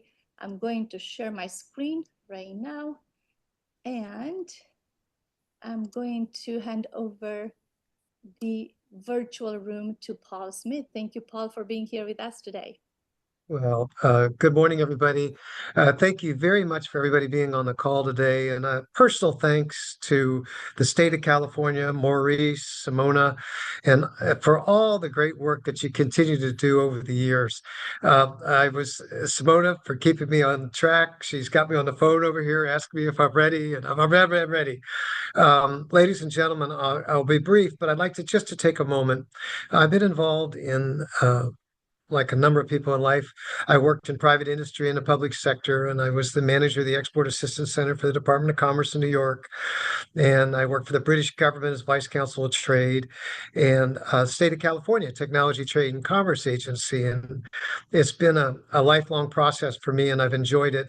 And a lot of the people on the call today I've had the pleasure of working with over the years, and it's just an honor and a pleasure to be here today to present the ETAP program. In 1994, just for everybody's edification, I actually took my first ETAP program from SCORE, and that was in Long Beach, California. And it really queued me up to move forward. And I've used most of these services around the world, both in private industry and in service of others. This program, I would highly recommend you approach it like a new student. And if you're new to export, that's great. If you're new to market, there's a lot of great content, but there's a lot of expertise in the delivery of this. And if you can build your team through this process, I think it'll help you going into new markets. We can go on to the next slide. That's an awful lot of information there about Paul. I created this one slide because the U.S. Small Business Administration it's really been an honor for me to be involved with SBA for about 18 years now. They help Americans start, grow, expand, and recover. And I think we've all seen examples of that. So when you think of SBA, you should be thinking about funding, both domestic and international, access to capital, as we were just briefly talking about. It's a little bit of a journey, understanding the who, what, why, where, and how, and accessing capital. Disaster resistance assistance, which you've seen us be intimately involved with. A very important thing to remember, whether you're selling domestic or international, government contracting is huge, huge, huge, huge, and there's a lot of money to be made for your business. International trade, for years, we talked over 90% of your customers are outside of the United States. And with the advent of e-commerce, it's becoming much more easy to enter into those markets. And we work very heavily in technology development and technology transfer. And these hyperlinks, Simona, you're able to keep on there. So when you deliver the slides, they can click them. Cool. Next slide, please. Go on to the next slide. Okay, this is just a map. We've got, you went too fast. Okay, we have offices across the nation. We're the U.S. Small Business Administration. And how do we help our clients? We fund programs. We fund the SBDCs, the Women Business Centers, the Veterans Centers. Did I miss one? And SCORE. And all of these partners are just amazingly good. I've never seen a time in my work career where we've got such talent in the Western region and throughout the country to help you. And they can help you from the very beginning to more advanced, and you can build a team with these people going forward. Okay, next slide, please. Simona, next slide.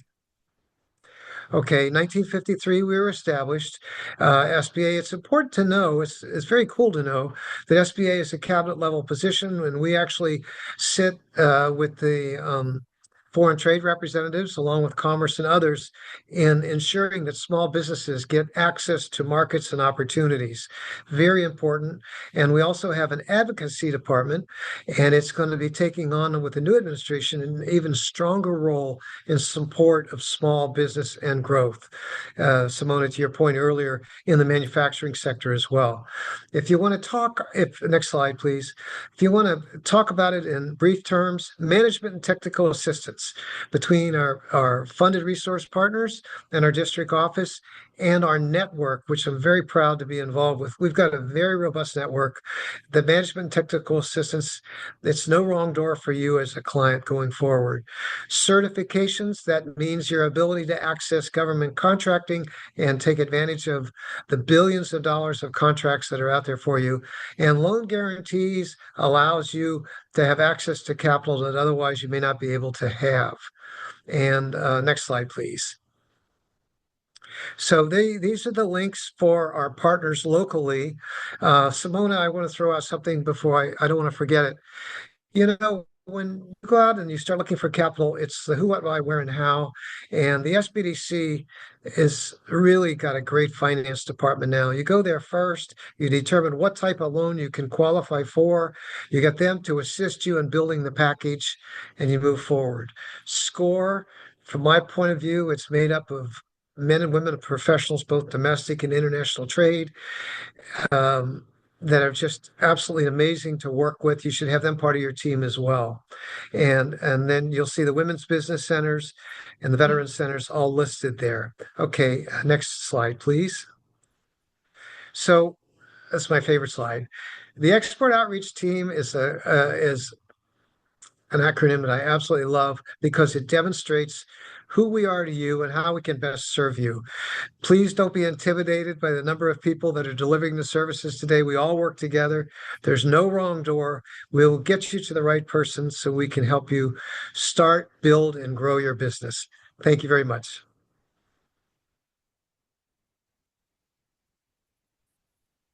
Thank you. So much, Paul. We truly appreciate your partnership, being part of the action group member for RETAP, your expertise in the community, and it's been really a pleasure working with you for the past years, and I look forward to collaborating with you and supporting our RETAP partners. Some of the things that you said, I really appreciate it because when I started in international trade, I really combined SCORE and SBDC. So I had guidance from both local SBDC and SCORE, and that's how I was able to really understand the resources and build my export consultancy practice, basically. And our next speaker was my SCORE mentor when I started in trade many, many years ago, about over 10 years ago. And I'm very pleased to introduce David Weil, mentor at SCORE Orange County, who brings extensive experience in sales strategy, marketing, community engagement, helping small businesses and entrepreneurs develop effective growth strategies with success, with a successful career at Hasbro, where he led global sales efforts for iconic brands. David now also mentors students at CSUF Entrepreneurship College and at the UCI Entrepreneur Center to also support the next generation of business leader. We are very, very, very excited and fortunate to have David Weil with us. And I just need a moment to find David's slides before I hand it over to you, and just checking to see how everybody's doing in the chat. Finally, we got a question from Lelaine. The question is, does 51% US made manufacturer must be in US? Or please share where to find the info to determine. So yes, you have to be a US company with 51% products made in the US. So I think your question means 51 US made manufacturer must be in the US. Yes, 51 in the US, 49 in another country. So there is a formula for you to determine, and I'm going to put it in the chat on how to calculate that. Next question for grants. Do you have a grant to help in manufacturing or upgrade products such as app development to be more competitive in the domestic foreign markets? Thank you, Mariana, for putting the definition and the formula how to calculate your 51% US made products. That is in the chat for you right now. The answer to question 2 is yes. There's several SBDC offices with manufacturing support, and specialists will help you understand what type of application would work for your production, what type of especially if you are a small business, a lot of applications are not necessarily available to you. So the answer is yes, the local SBDC office will be able to guide you to a manufacturing consultant. Also, as you saw, Paul Smith has great experience in manufacturing, and you could also talk to Paul Smith about that. Great, now we are going to move to David Weil from SCORE. And here are the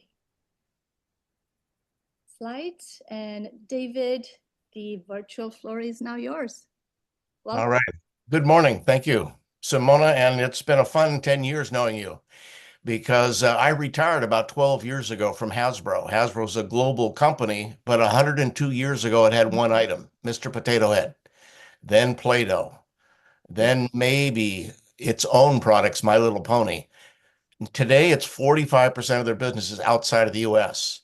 So the opportunity to take a good story or a brand, but I'm more into the storytelling side. That's my strength in marketing and connecting. But my background was with Hasbro and other companies, but in particular Hasbro, where they developed a success story here in the US, then slowly maybe moved to Canada, to UK, and then figured out how do we take stories to other countries in Asia. We would go to trade shows at Hong Kong. And I would meet multiple countries, and we would either take it directly through retailers, or we develop contracts with distributors. So all of this kind of complex opportunity is there. And to be successful, you need all of these contacts, and there's many of them available today, and that's terrific. So I didn't know what SCORE was. I worked with a big company, but for a small company, SCORE is a resource partner of the SBA since 1964. And the opportunity was leverage retired folks in particular, but today it's not just retired people, but across the US, there's 10,000 volunteers. Here in Orange County alone, we have 100 mentors. We call them mentors who can help. And we partner with the SBDC, with the SBA. We know each other and help that client and move the clients back and forth depending on the assistance needed. You can scan that very quickly and see that SCORE is, like Simona said, you can choose a local organization of SCORE. There's one in LA, Long Beach, Orange County, San Diego, and up through California. But we're here to help you, and we'll help you through a couple different ways.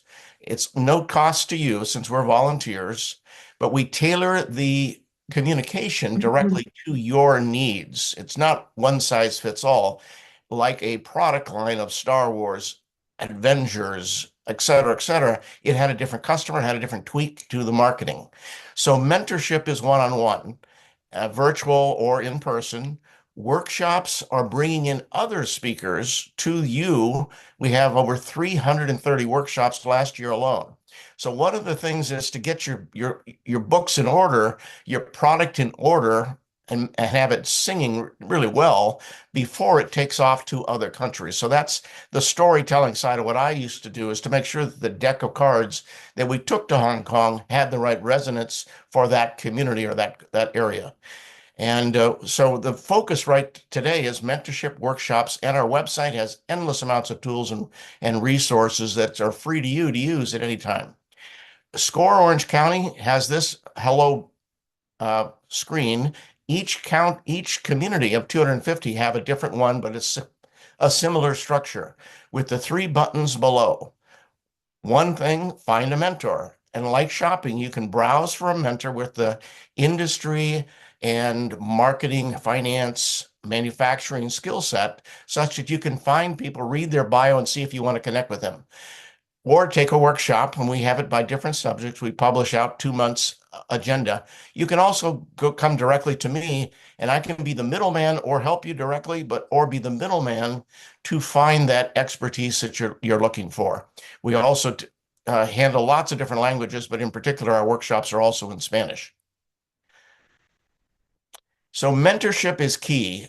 The statistics since 1964, if you talk to someone else, instead of doing all the work yourself, talk to someone else, get a mentor. 3 sessions with mentorship or mentoring will increase your likelihood of success by 50%. This community that Maurice and Simona have created will increase your likelihood by 99%. It is who you know, not so much what you know. You need to find resources quickly. So our marketing message is unlocking your potential. Every one of you have a potential, or brands have strength. And SCORE is here to help you. We're along your whole pathway of this whole program. If you wanted to find a mentor, you could go, we have a search button. So search by industry. If by chance you typed in medical devices, you would pop up and read Adrian Kopp's bio, who comes from Europe, from the Netherlands, worked in Switzerland, North Africa, et cetera, worked with Allergan, Procter & Gamble. He's available for you to talk to for no charge. And he likes doing this. So our volunteers want to engage and help you. And they've been down that pathway. So I'm a mountain climber. When I'm going to climb Kilimanjaro or off to Everest or off to Japan Alps, I look for a local expert. So my local expert when I'm going to the Tour de Mont Blanc this summer is Richard Swanson, who just did that tour, 100-mile hike last year. So I can ask him. He's done up that path. So think of SCORE as your friends who can help you as you go into different industry channels. And because we have a diverse group, we have Indian, Japanese, Korean speaking individuals who know those communities. So that's our strength. We also can keep talking, or we can have someone else talk. And that's where the workshops help resonate certain subjects in a different tone, or a little more expert. That's what they do for a living. So we bring in 70 different speakers each year on the core basics. The basics is still, what's your story? If you're Transformers, Nerf, Super Soakers, Avengers, Mr. Potato Head, Play-Doh, everyone had a story. So story being key. Who's the customer? And then connecting. LinkedIn is a really key thing, to have a powerful presence on LinkedIn to meet the people before you meet them. Financial, QuickBooks, website development. Video is a real large one right now. And in particular, we have some simple ways to create videos for your website to collect the customer. Canva allows you to have some visual flyers or marketing materials It's important to make a good first impression when you're going to trade shows. AI, like Simona showed, is a powerful tool, which we teach again, and IP protection, risk management. So I don't know all of those things. I know the people who do. We bring them together through workshops.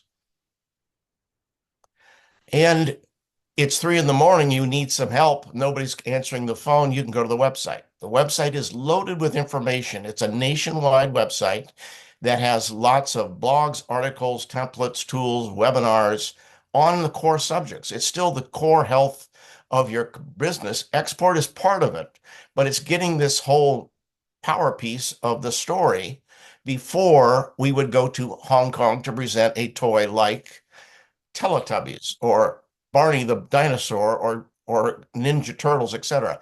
Everyone had a different twist. So the twist of your product line has to have specialized attention. And this is general information, but it relates to how you create your story. So when you arrive to another country, they understand it and you get to the audience more quickly. So we have some articles on export. We're not experts in export. We have people who can help you walk through the materials, which are going to be extensive here, that Simona's providing. And so there's one, I think LinkedIn is an extremely powerful tool for you to tell your story before you meet many of the people that you will be doing business with here locally or internationally. So scan that and connect with me. And then also the Score.org website. It has lots of valuable information. You can sign up for our newsletters, and it'll just keep you aware of what kind of learnings are available for free. You can either take them yourself, or if one of the people in your company could be tuned up more efficiently by utilizing some of these tools. So let's connect. Thank you, Simona. Thank you so much, David, for the great presentation of the SCORE services. So this is, and the resources. So this is why combining SCORE with all the other resources we're giving you, it would be a very wise step for you. Now, I want to announce that we are on time, which is absolutely incredible, given the fact that we had a technical difficulty in the beginning. So I want to let you all know that you could take now a 10 minutes break. We do have really great speakers from our community ecosystem next. We do have California Manufacturing Technology Consulting here. So back to the question about how do I manage my production and increase my production? Is there somebody who can help me figure out what app I need to do that? Well, CMTC is in the house ready to answer that question and help you out. Besides the other resources we have, we also have bankers with us today. We have David Jefferson, who's going to talk about international banking service. We have a freight forwarder specialist, Gabrielle Schwery, here with us. We have Martha Sealander from SBA Export Loan Department telling us what options we have in export financing. We have Paul Duncan from Axim talking to us about Axim solutions and how to really increase your competitive advantage in the market by using export credit insurance. I hope I'm not missing anybody. We also have Maurice talking about the online export readiness assessment, which all of you can take actually even today. It's a very simple process. So 10 minutes break. Don't close your Zoom, just leave, have coffee, water, move, and come back. I will see you in 10 minutes at noon. Somebody asked Maurice back to the program.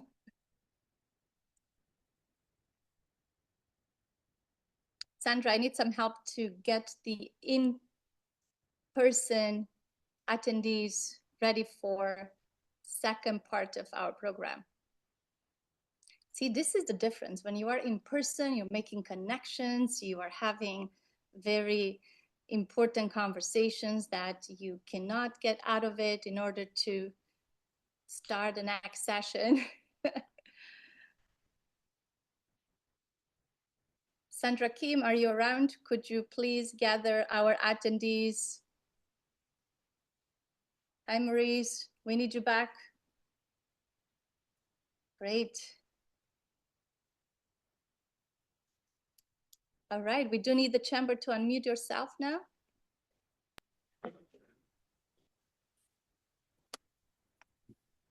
Great, it looks like we still have the same amount of attendees in the room, and we are ready for the second part of our program, where we're going to continue with the organizations support in our community that are ready to support you grow domestically.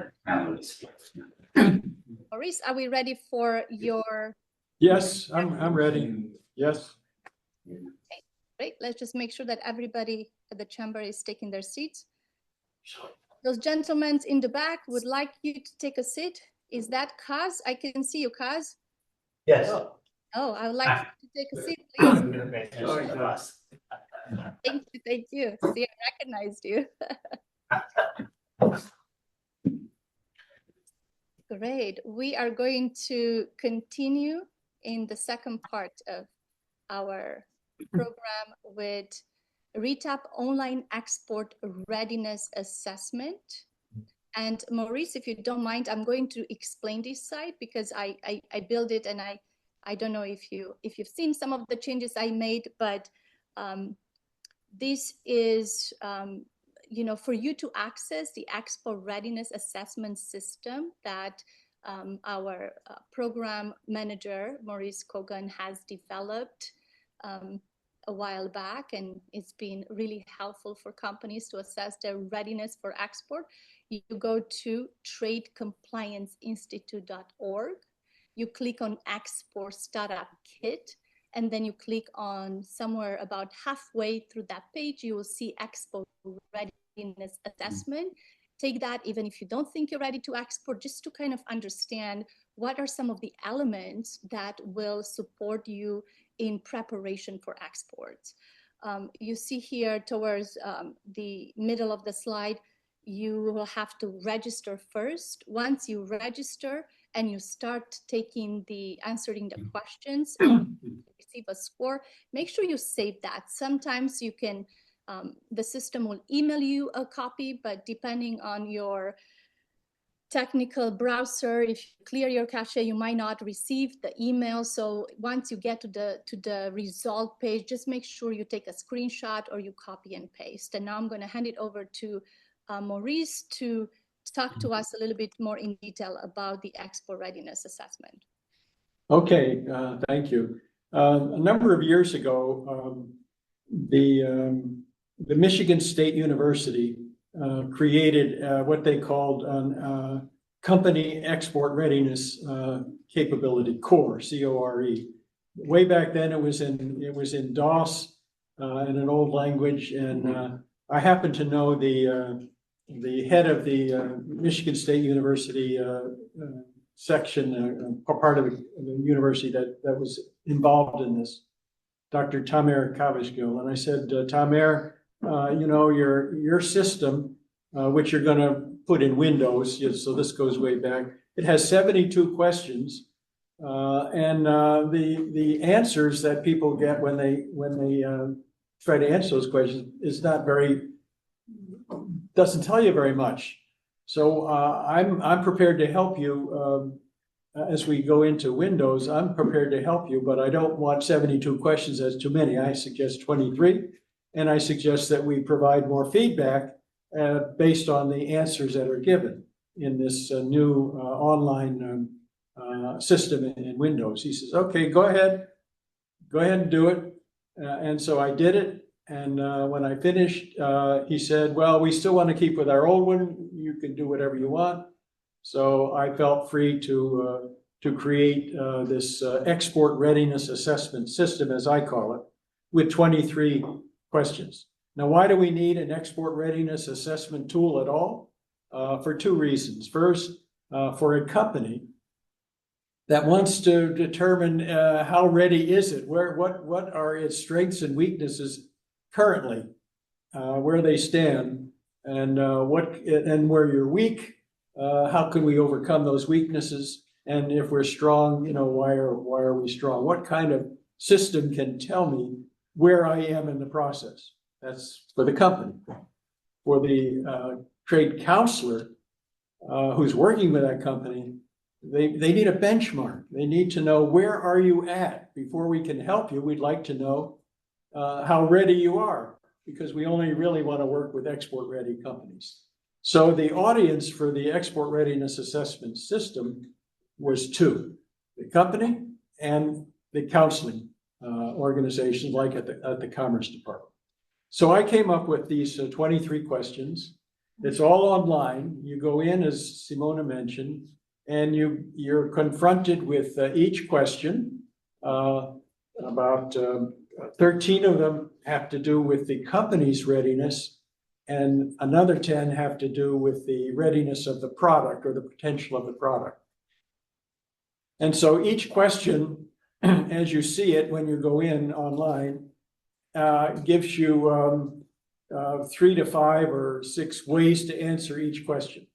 As you can see on this slide, the first question: are you an established presence in your industry in the domestic market? You have 3 possible answers: I'm well known, I'm somewhat known, or I'm not known, not well known.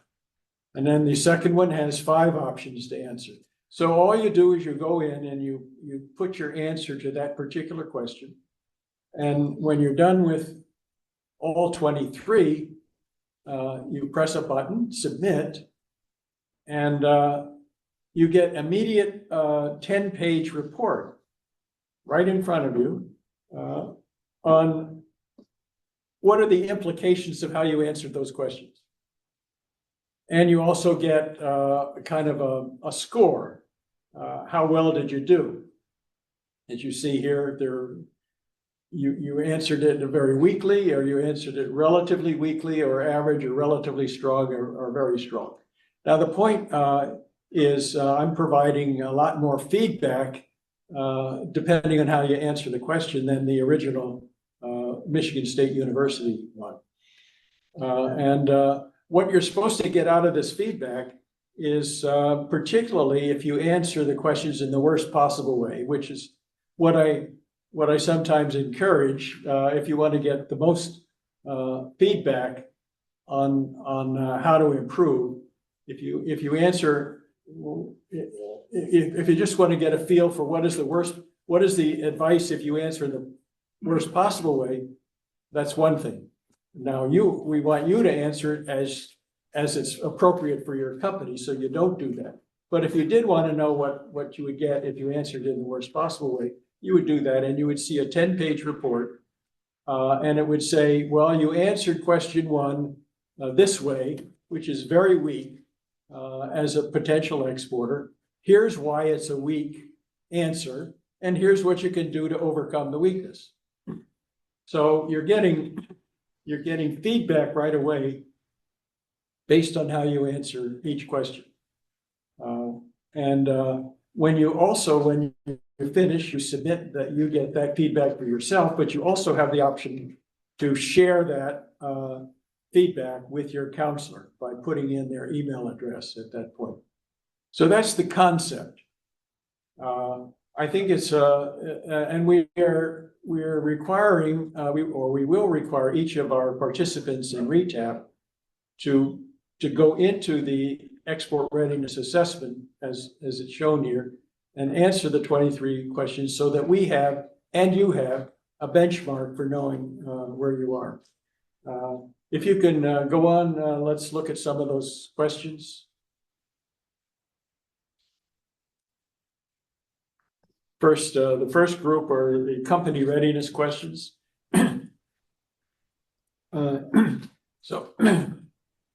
So you can see, are you established presence in your industry domestically? If you are, that's good, because chances are a foreign company would know who you are, and that would be credible. If you're not known, then you have an awareness issue to overcome. How extensive is your current domestic sales outreach? So we're starting with the premise that the stronger you are domestically, the better you're going to be in overseas markets. So how strong are you domestically? How do you go about selling and distributing products in the domestic market? If the answer is we hardly, we don't have any sales agents, we don't do very much, then the answer might be, well, if you want to sell overseas, you might do well to establish a sales and distribution network overseas. Do you customarily conduct market research and planning? If the answer is not much, then that's not a good thing to be. And you need to do that kind of analysis so you know what makes sense when you approach a foreign market. So that's the concept for each of the questions. I encourage you all to go into it. It's free. It's always been free, and I think you'll learn a lot about it for your own company, and it will certainly help the counselor know where you're at. The counselor being me and Simona and others in the chain that we would send you to under track 2, so they would know where you stand. So that's basically what an export readiness assessment is, or my version of it. Any questions? Thank you, Maurice. Let's see if we have any questions. We don't. This is going to be a mandatory assessment for the track 1 and the track 2. And really for all of you, if you're thinking of global markets, this will help you understand your readiness better. Next, I am pleased to introduce, and I want to make sure we have Alexander in the chat, in the room. Yes. I am pleased to introduce Alexander Federici from the California Manufacturing Technology Consultants, a lean transformation and smart factory expert with over 15 years of experience leading continuous improvement initiatives, corporate strategy development, and Industry 4.0 implementation, who has successfully guided companies in developing automation solutions, integrating enterprise systems, and optimizing manufacturing efficiency. This session will also answer one of the previous questions we had, and I'm going to share the screen right now. Alex, if you are here, please unmute yourself. Welcome to the program. We're really fortunate to have you here with us today. Thank you, Simona. Thank you for the introduction. Just to reiterate, Alex Federici, I'm the Senior Manager of Consulting Services with CMTC. So I oversee our internal, external consultants. You can go to the next slide. We can start talking about the CMTC itself. So who are we? So CMTC is the California center that's part of the NIST MEP program. So we're a 501c3 nonprofit formed in 1992, and we're part of this program funded under the Department of Commerce through NIST called the MEP, the Manufacturing Extension Partnership Program. And what this program is it's a national program. Every state has a center, plus Puerto Rico. So there's 51 of us across the nation. Our territory is the state of California. And the entire program is designed and built and was created with the intention of helping small to medium-sized manufacturers be more competitive, be able to adopt technologies and gain training, gain expertise and support that they maybe otherwise wouldn't be able to afford, the type of consulting services that some of the larger companies either have to offer or have access to. So we consider ourselves we're the go-to organization for manufacturers across the state of California. We work as a trusted advisor. One of the parts of our program, being a center under NIST, is that all of our clients are surveyed a year after our project ends by an independent third party. And that's so that our sponsors in the federal government can verify and ensure that we are actually helping the companies we work with, that they're receiving benefit, that they're basically that your tax dollars are being well spent in continuing to strengthen and hopefully grow domestic manufacturing. So this is just an overview of the program across the nation. As you can see, every state's got their own center. We all work very collaboratively when it makes sense. So we've worked with a lot of other centers when our clients, for instance, might have sites in different states, or in instances where we maybe have skills within our centers that support or augment another center that maybe doesn't have that. So for instance, in California, we have a very strong IT practice, helping companies select for IT systems or improve their systems. So several other states will come to us and utilize our resource. We also have a very strong cybersecurity practice. And so very similarly, other states will sometimes come to us. We reciprocate in instances where other states can support our clients. So, all right, we can go to the next one. So our value proposition, I guess I heard I missed some of the very beginning, but I've been here for the last couple presentations. So there were some questions around what resources might be available to help us improve our operations, help us maybe improve our efficiency or our capacity, our throughput. And I think CMTC that's exactly what we do. That's the core of our business is helping manufacturers improve their business, whether it's their sales, their operations efficiency, helping them to achieve better profitability, grow the business, whether it's through, again, increasing capacity through efficiency, training operators, training their employees, whether they're on the shop floor or in the office, giving them coaching, advice. We help companies potentially move into new facilities, design facilities, update their layouts, or as you heard in my background, I have a lot of technology experience. So it could be helping companies adopt technology or just determining are they ready even to adopt a new technology or take on some new automation? Are their processes consistent enough that makes sense, or is there just some basic process improvements that need to be done first? So those are the type of areas that we really focus on. We're strictly focused on manufacturing companies, small to medium manufacturing companies across the state of California. So that really puts us in a very unique position to have a background, a very strong workforce with understanding really what are the unique needs of manufacturers in California. So as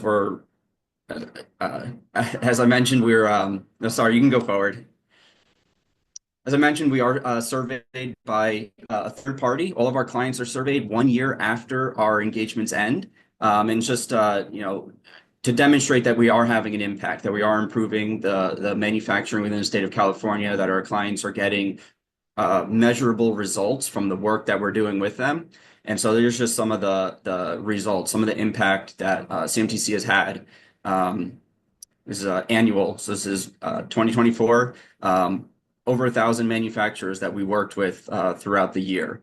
Almost 21,000 jobs impacted. So one of the ways that we're measured is helping companies retain jobs that they could have potentially lost if they, for instance, we have one of the areas that we help a lot of companies is not only process improvement, but also certification. So if you need a quality certification, an ISO certification or AS9100, or for medical ISO 1345, any of those quality certifications, we help companies prepare, do their internal audits. We're not a certifying body, but we help companies prepare for their audit in order to pass. So jobs that might have been saved by achieving a quality certification or improving their quality or improving their efficiency.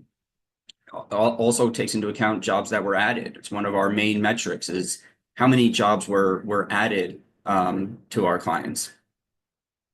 So speaking a little bit more specifically about export, one of the programs we offer is the CMA Plus, is California Manufacturers Advantage program. And within that program, we have what we call our export growth track, where we connect small companies with an expert in the export area to help them understand their business, potentially grow their business.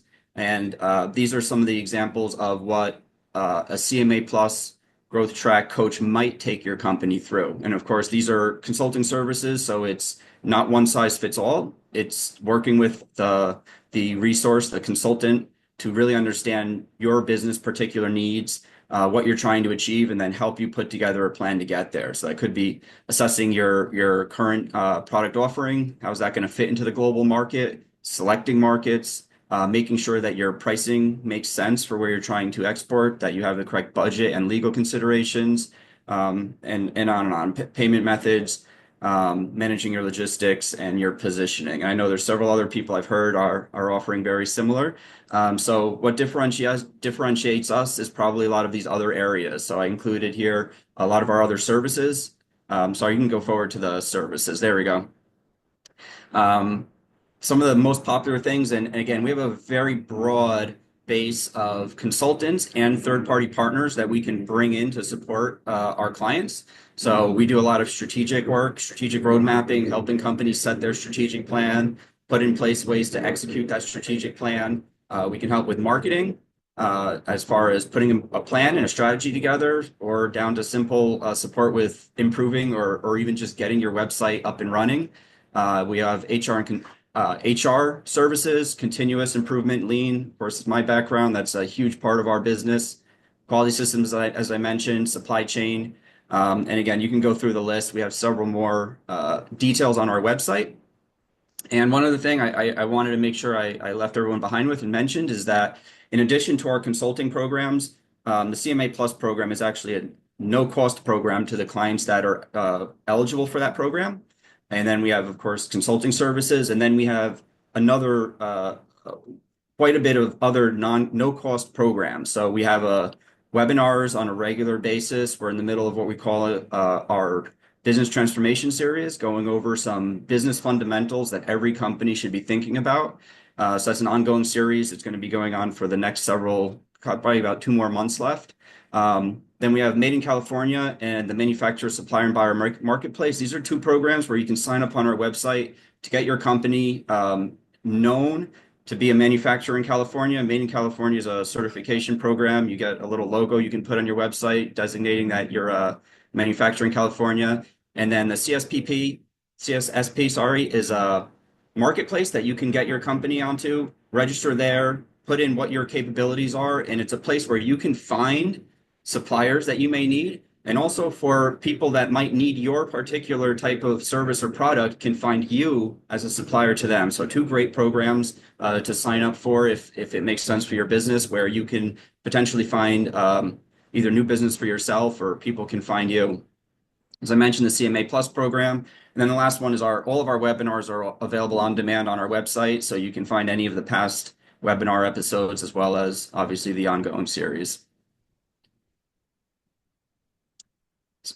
Wow, what valuable information you shared today. I was not even aware of all of these programs that you have. Quick question for you. If a company like, previously we had a question from, let's see if I can find it, from Elaine. I'm going up to find the question. I know it's here somewhere. And it had to do with, do you have a grant to help in manufacturing or upgrade products such as app development to be more competitive in the domestic foreign markets? So I'm assuming this might have to do with production, or it might have to do with, because it says help in manufacturing. A company like this, would they use the CMA Plus program link you gave us and make an appointment to assess how you could support? What's the best way for a company to connect with you and with one of your consultants to see what services are actually available to them? Yeah, the best way is just go on the website, or you could give us a call. You can go on the website and either sign up. There's a form to contact us. You can submit your information, what you're interested in or what your concern is, and then we'll have the correct person get back in touch with you. During business hours, there's also a chat feature. You can hop on there and chat with someone, and they can kind of hopefully direct you to the right person. Typically, the process is once we understand what the business needs, then we connect you with the correct client advisor, someone that's going to be the best person to kind of get a little better understanding of the business and what might help. And, assuming there's a fit that makes sense and possibly a program to support, that's when we'll generally connect with like a subject matter expert in that area to really get into the details and figure out if there's a program that can help. So for, operations improvement, of course, that's right where we are. I think you might have said app development, which I don't know if I heard that correctly. That's typically not something we do, but as I mentioned, we do help companies with marketing and their like website design and whatnot. So we may have some resources we could connect with, but I'd have to know more about the specifics. One last question for CSPP. Is there mandatory certifications that you need? No. So that program, basically, you can go and register your company. You can go on and say, this is who we are, what we do.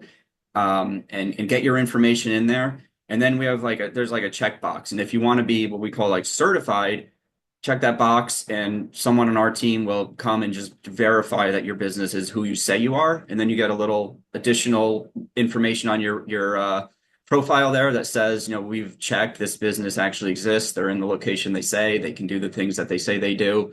And so that's a way for people that are a part of that program to go and find you and see if you can work as a supplier to them. And getting onto the site, all of those are no cost. The CSSP, there is a additional level of use if you want to use that application, that software to find vendors yourself. If you're looking for vendors, you can do it. I don't know the number offhand. You can have a few open searches for free. But if you need to have like a large number and you're using the program a lot, then there is an additional fee. And that's if you're looking for vendors through that program. But just to be on there, there's no cost. Wonderful. Well, thank you so much, Alex. The information you share is truly important to the community.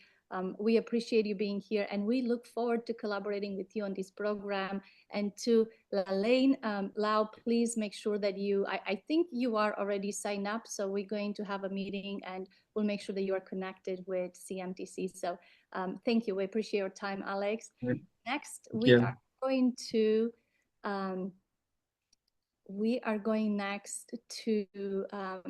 discuss customized market research. And I am so pleased to introduce Dr. Sarita D. Jackson, a bilingual international trade consultant, founder of the Global Research Institute of International Trade, GREET, and a dear colleague and friend who is also an integral part of my team at the Women International Trade Orange County. She has expertise in Latin America, the Caribbean, the Southern Africa. She helps businesses minimize risk, increase savings, and access capital while expanding globally. It's also the author of International Trade in Services, Effective Practice and Policy, and a TEDx speaker. And if you are part of RETAP Track 201, you will be working with Sarita to prepare your customized marketing research. Sarita, I think you are here with us. I'm going to hand over the virtual room to you. Fabulous. Hello, everyone. I'm so excited to see so many people on this call and in person from what I'm seeing through my camera here. Thank you so much, Simona, for that introduction. So let me just start off with customized market research about identifying markets. Usually when I work with clients, it's, hey, why don't we start with those markets that we have a trade agreement with? And hopefully many of you have heard of the US-Mexico-Canada agreement or the USMCA. We have the USMCA. Access that market because it's easier access. You don't have to worry about tariffs placed on your product entering that market. Or if you're importing from those markets, you don't have to worry about tariffs.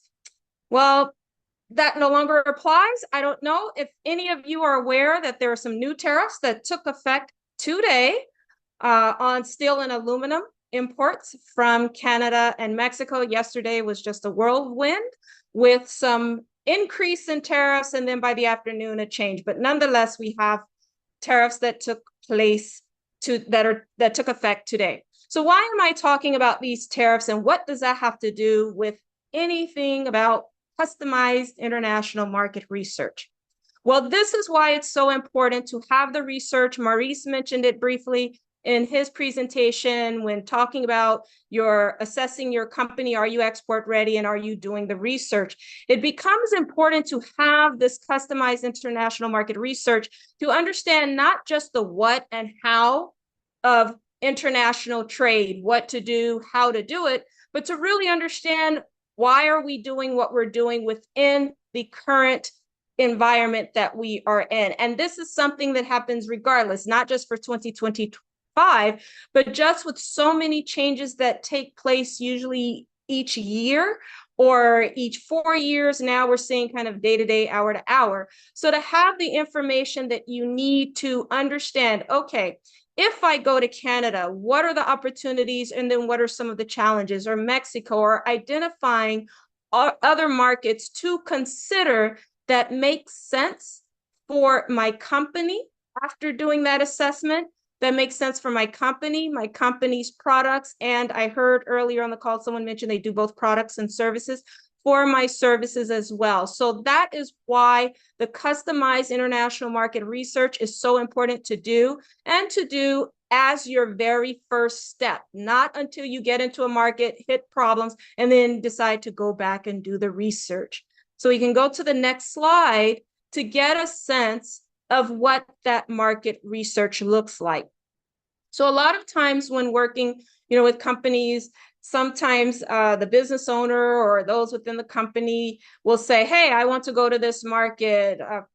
Why don't we look at market X? Because I have gotten a few sales there, or someone told me that is a good market, which is fine. But taking that approach versus the systematic approach that we have here, you're missing a whole host of potential opportunities, and identifying other markets, looking at the opportunities, understanding the challenges, identifying other markets that may be suitable for your company. So I'll just keep it simple. This is very customized. And as a part of the market research, it's that very first assessment. And so I do encourage everyone, and I'm glad that it is a part of the RETAP program, the questionnaire, to do an honest assessment of your company, where you are. And again, I stress being honest. So when it asks you about your knowledge, your resources, the capabilities, and your capacity to really answer those questions honestly, to get honest feedback that will guide you moving forward. And some of you I've already spoken with. I asked some of those questions because this shapes some of the suggestions or the recommendations later on moving forward.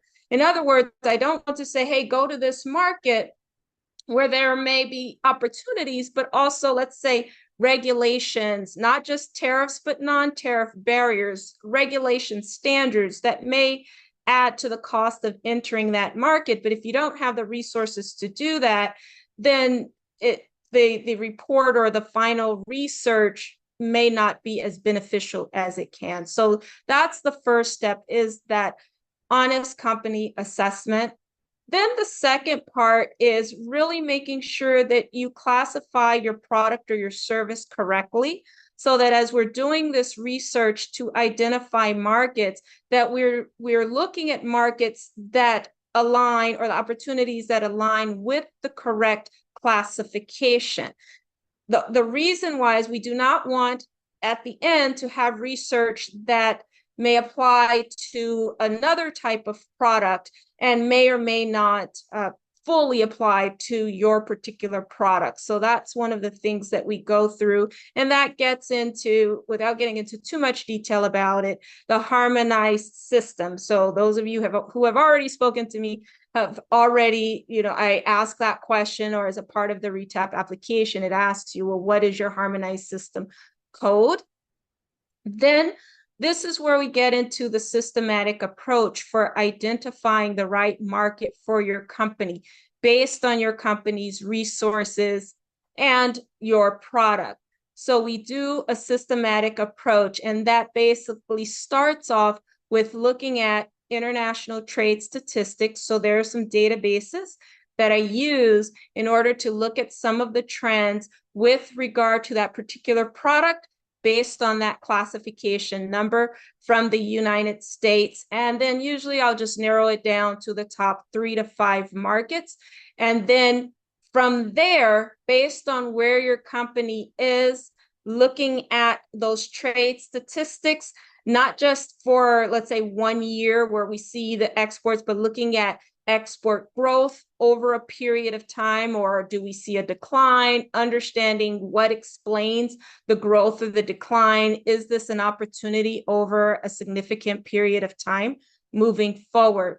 So with that, that's where we say, okay, with the trade statistics, as well as where your company is in the process in terms of its resources, this is a market that makes the most sense for your company and for your particular product. Once we identify that market, that's where getting into the market assessment, the crux of what do we need to know about this market. So I started off with tariffs, since that's what we're hearing a lot about in the news, with the US tariff policy with relation to different countries around the world. So what are some of the tariffs? And these are the taxes that are placed on your product that enters another market.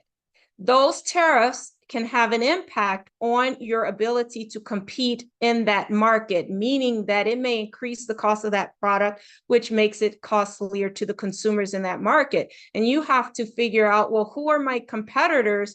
What other companies, not just from the United States, but from other countries that may be able to enter that market and don't have tariffs.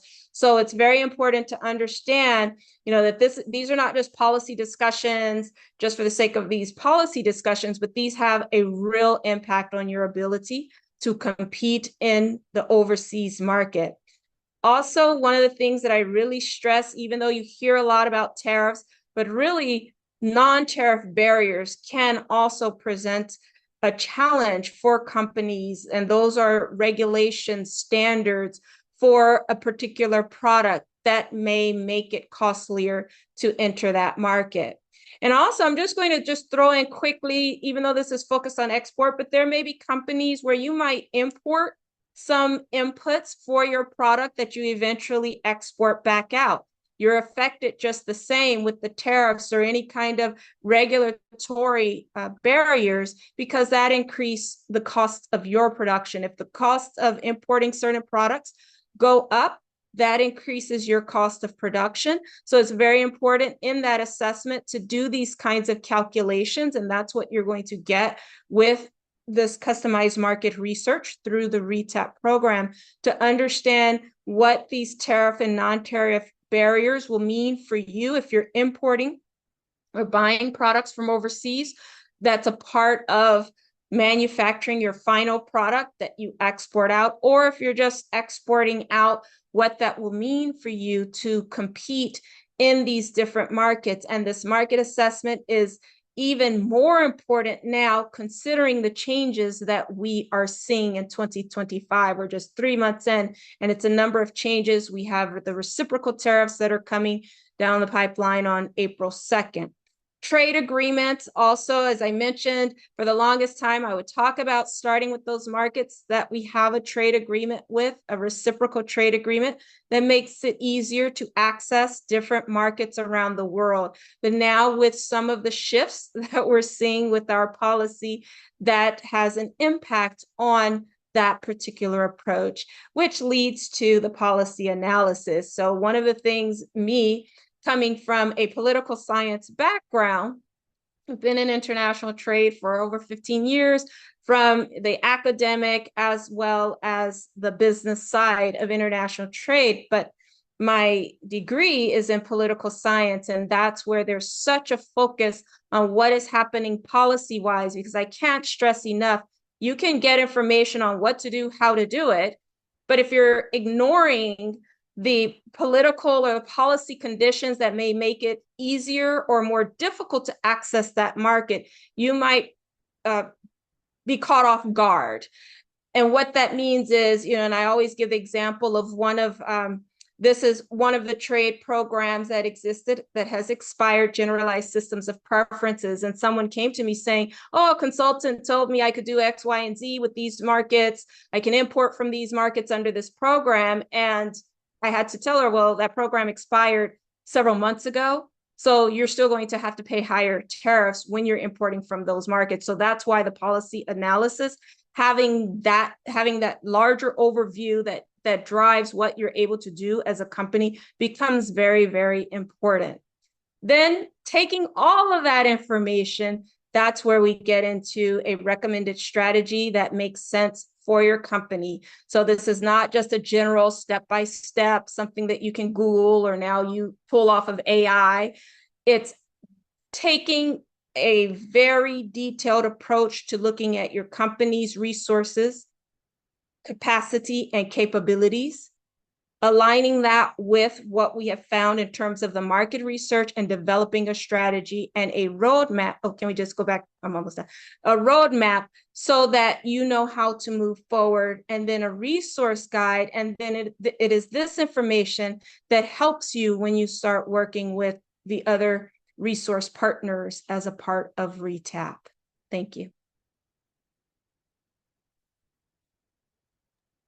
Thank you so much, Sarita, for the great overview you gave us. We are very excited to have Sarita as part of our RETAP team. We're very excited for you who are ready to export and are already exporting to meet with Sarita to start the work on these customized market research. This is part of the benefits of being part of the RETAP program. So thank you. We truly appreciate, and we're fortunate to have you part of our team. Next, let's see who we have next on our list. And do we have any question for Sarita Jackson? In the meantime, any questions in the chat? There's something happening. Do you have any information on VAT payments requirements from Kaz from Voce Hair Care? So VAT payment requirements, I think we'll have to have some additional question there on what markets, what exactly we're talking about. We're looking at Europe. Unless you have any comment on that, Sarita, we can. I think we don't have enough information. Yeah, and you said that's Cass. Oh, well, we're meeting tomorrow, Cass. So so then I can get more information, more context, so that I can answer that question as best as possible. VAT, I'm assuming you might be probably talking about Europe, and in generally, I'm not sure, but we'll discuss that later. I do have another question. Can you help a company registered in California but manufacturing in another state? The answer is yes, Faisal, as long as you are registered in California and your manufacturing facility, even if it's in another state, as long as it's in the United States and is 51% made, your products are made here, the answer is yes, you could apply for RETAP. Wonderful. Now we are going to move to our next speaker. We have Martin Seelander from SBA with us today. Give me a moment to find the next slide. There's a lot of process here, going from one speaker to the other. Right, here it is. Almost there.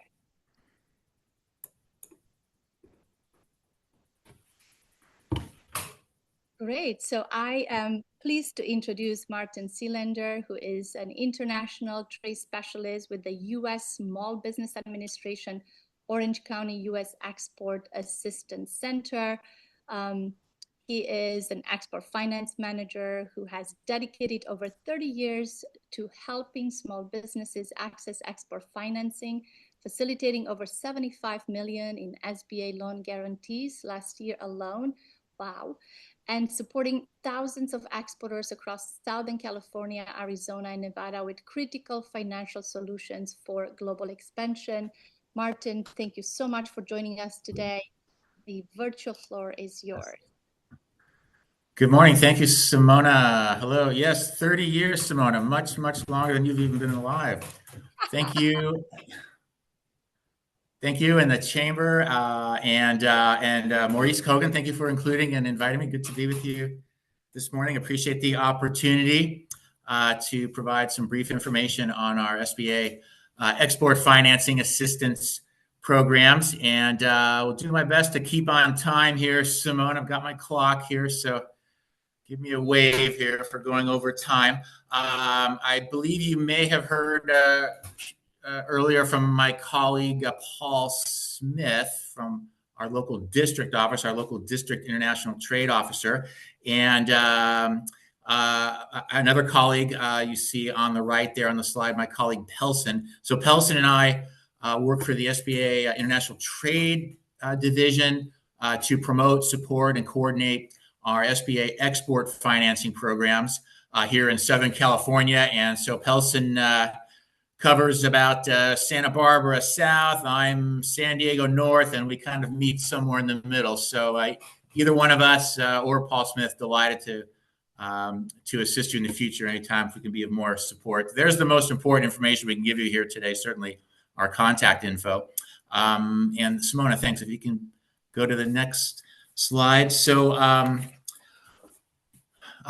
in terms of our export financing assistance at SBA, so as you see in the slide there, over $500 million approximately nationwide of export finance assistance. The last fiscal year, SBA approved over $27 billion of financing last year, nearly 60,000 loans.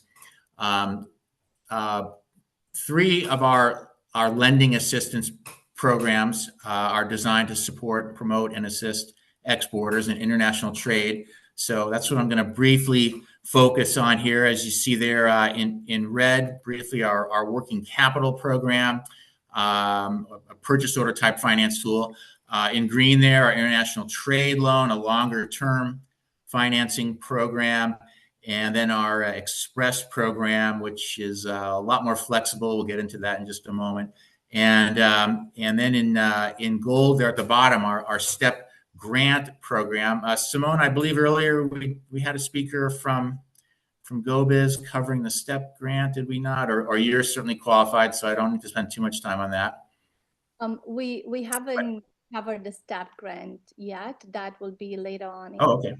So you could talk a little. Yes. I'll have a couple of comments then in that regard, but we'll leave it to the experts. So, okay, thank you. And if you could move to the next slide, thank you. Simona, a comment on indirect exporters. So, briefly, any business that is involved in the export supply chain, even if your customer is a domestic customer, but if you're selling some sort of a component or part or raw material to a local domestic business, which is subsequently utilizing that in production of a product which they will be exporting. If we can follow that trail, you're considered an indirect exporter in the supply chain, and you would be eligible for financing support under any of these three SBA export programs that I'm about to jump into here. So next slide. Thank you, Simona. So all of our business financing at SBA is coordinated through our Loan Guarantee Authority, which means SBA is not a bank. We're not a lender. We don't compete with banks, but rather we work in partnership with the lender, providing our federal SBA guarantee on the bank loan or the bank credit line made to your company. So our guarantee, meaning, heaven forbid, somehow in the event if you were to default on the loan in the future, heaven forbid, SBA would then step in, take over the loan, pay off the lender to the extent of our guarantee. So the lender is under less risk, more willing to extend the credit to you in the first place. So the lender is under, as I said, under less risk, and essentially you are the customer of the bank. The bank is really the customer of the SBA. So that's a quick elevator speech there. So our working capital program, this is our flagship program, EWCP. I'm sorry, prior slide, Simona. Thank you. This is designed as a short-term financing tool to a maximum $5 million. Never any minimum amount for any SBA loan, but different programs do have different maximums. And this program, as well as the other two that I'm about to get into, SBA offers potentially up to a 90% guarantee coverage to the lender, once again, in the event of default. That information really more relevant to the bank than it is to you, the borrower. But the important point there is this is the highest guarantee percentage that SBA offers on any of our business lending programs, 90%.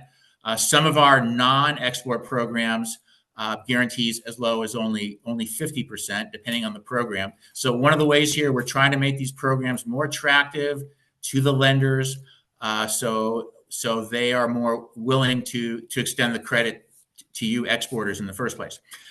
So briefly, the working capital loan, structured either as an asset-based or transaction-based type of structure. So a situation where you have already exported your product, and I understand everyone in this audience pretty much is newer to export, so perhaps not quite relevant at this time, but you have you have shipped, you have a portfolio of export receivables or export inventory in your warehouse or such. We're able to pool that collateral as a collateral borrowing base and establish a credit line facility that you can draw upon, or a transaction-based structure where you've got an order in hand, you have a contract from your foreign buyer, a purchase order, a letter of credit. You need cash up front to fulfill the order. You need money to pay for raw materials, supply, labor, shipping. So we can step in, provide financing so that you're able to perform and deliver on the export sale. And when that payment is remitted from the foreign buyer, it comes back immediately to us to repay the loan and retire the advance. A lot more to it. I don't have time to get into the weeds here, but certainly happy to follow up with anyone offline and get into more details. So thank you, Simona. Move on quickly to the prior slide there, the International Trade Program slide. Thank you. Thank you, Simona. So this program, 180 degrees opposite, once again, $5 million, but this is designed as a longer term financing tool, more of a fully amortized term loan like your home mortgage or your car loan. Designed up to $5 million, again, as you see there, to assist an exporter to your cost to acquire assets, real estate construction, acquisition, as you see there in bold. If you're look to build a factory, buy a warehouse, something like that, do some facility expansion, leasehold improvements, purchase heavy machinery or equipment that you might be using in the day-to-day affairs of your business operation. We can provide long-term financing up to potentially 25 years under the International Trade Program. We just need to see that somehow your company is involved in exporting, and there's justification that the International Trade Loan will help your company to boost those efforts or enter a new market. And then third, and finally, to wrap up here quickly, our Export Express Loan Program. This is the most flexible of the three programs. Likely the most relevant to this audience. So designed to support smaller loan requests. I mentioned earlier, there's never any minimum amount for any SBA loan. Different programs have different maximums. This program limited only to $500,000, as you see there. And very flexible in regard to the use of proceeds. So we can pretty much finance any business need that you have as an exporter, as long as there is clarification and justification that somehow that money will be used to support your export related endeavors. So could be set up as a amortized term facility or a revolving credit line type of a facility. We call it Express because we have a very rapid, streamlined application process and procedure. There are no specific SBA application forms. In fact, we let the lenders use their own internal commercial lending documentation. Whatever's good enough for them is good enough for us. And not only are there no SBA application forms, but there's also no SBA underwriting or credit analysis required in this program. So we essentially give the banks, I like to say, a rubber stamp. We trust them to understand and follow our rules, regulations, and guidelines. If it's good enough for them, it's good enough for us. They will just transmit some data to a national processing facility we have up in Sacramento. They will turn around, assign a loan number to the lender, and you're ready to close the loan and get your money. So what might you do with that money? Well, there's some hypothetical examples there. Again, as I mentioned, anything related to export, international trade is anything goes there. So maybe a credit facility to help support export development activities in partnership with our friends from the Department of Commerce, Commercial Service. I think you may have heard earlier from my friend Richard Swanson on some of their gold key assistance, international company profile, those sorts of costs. Any other marketing costs related to international trade, travel to a foreign trade show or translate your company literature into a foreign language. Any of those sorts of costs potentially could be eligible. And I know we're running short on time here, Simona, so I had a quick slide, thank you, on our STEP grant program. And Simona is your resident expert here on our STEP grant. Last year, SBA allocated $20 million, I believe, nationwide, Simona, and $900,000 allocated to our friends coordinating that program here on the ground at the State of California Governor's Office of Business, GoBiz, Business and Economic Development. And applicants are eligible to apply for, I believe, up to $10,000 is our maximum here in California. Different states coordinated a little differently. With the proceeds to be used to help to offset your costs for international marketing or promotion type support. There you see a varied list of potential eligible uses of proceeds there, participating in trade missions and such. Again, a very small amount, $10,000. But this is an instance where the Express program that I just talked about is a useful tool to potentially augment that grant. So I think maybe later in the program, Simona or someone from GoBiz will have a little more detail on the STEP grant. But nonetheless, as you saw in the final slide there, once again, my contact info, feel free to reach out to me. Maurice or Simona know where to find me. And with that, I'll hand it back to Simona to introduce our next speaker. And thank you so much for inviting me. Thank you so much, Martin. We appreciate your time being here with us today and giving us an overview of all the loan, export loan guarantee that our RETAP participants could take advantage of. Thank you, Simona. Sorry for the rush. We're just a little bit falling behind. We have three more really great speakers for you.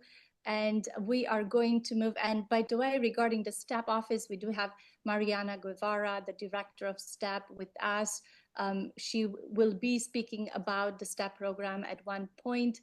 Today in the introduction, we are focusing on resources to get us to be ready to apply for the STEP grant. And as soon as we're ready, we will be hearing from our STEP director, Mariana Guevara.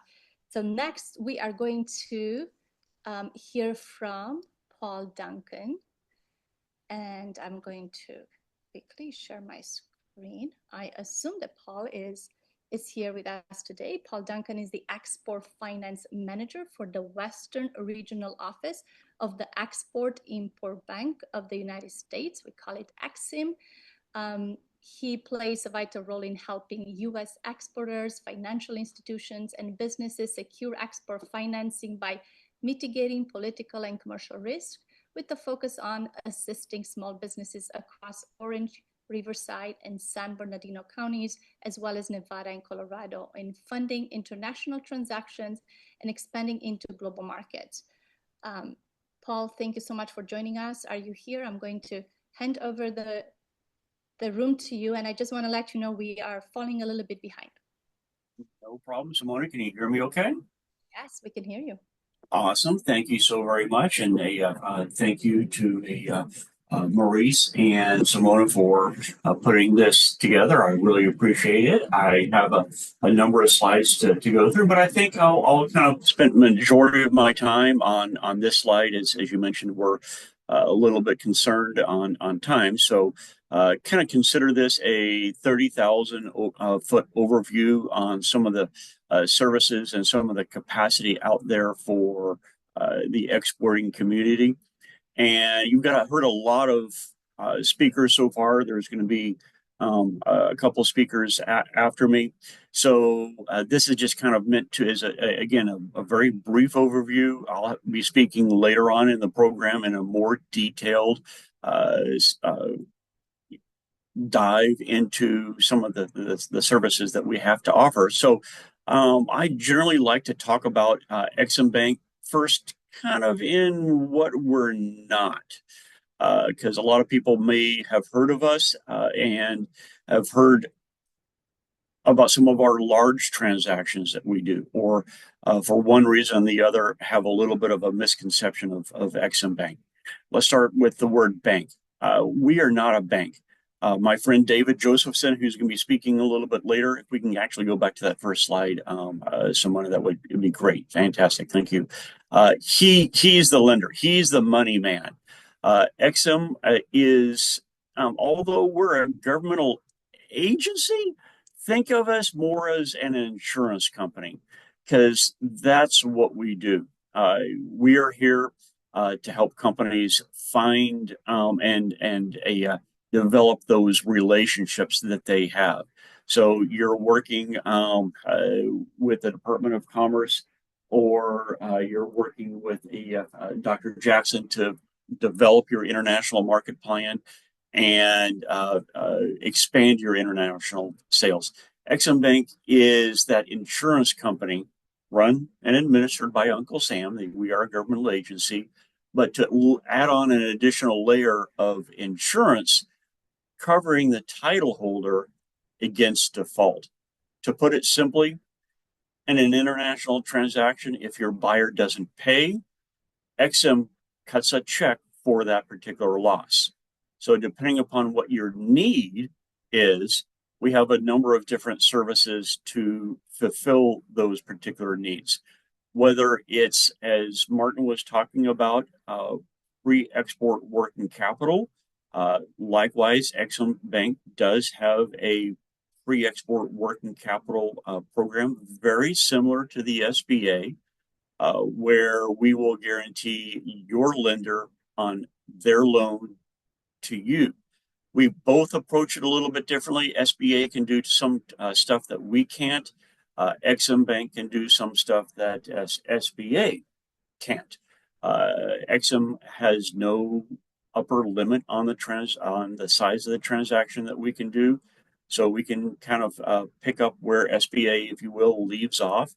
But at the end of the day, for our working capital guarantee transactions, we are covering that lender's loan to you. Why do we do that? Well, most people know who Willie Sutton is, the famous bank robber many, many decades ago. When asked, why do you rob banks? That's where the money is, right? So your best friend in a working capital environment isn't going to be SBA or Exim. It's going to be that lender that does that actual financing. But one of the reasons the lenders take a look at either SBA or Exim is because of the risks involved in an international transaction. So again, SBA, Exim both cover 90% of that loan to you. It's a little bit different around the edges. Exim Bank is a little bit more of a balance sheet based lender and a asset based facility, much like the SBA. The lender can pre-approve transactions in their own appropriate loan or risk committee. For Exim, all we really see is a fill in the blank form that denotes that they've already booked that transaction. The lender can include up to 75% of the company's work in progress in their borrowing base.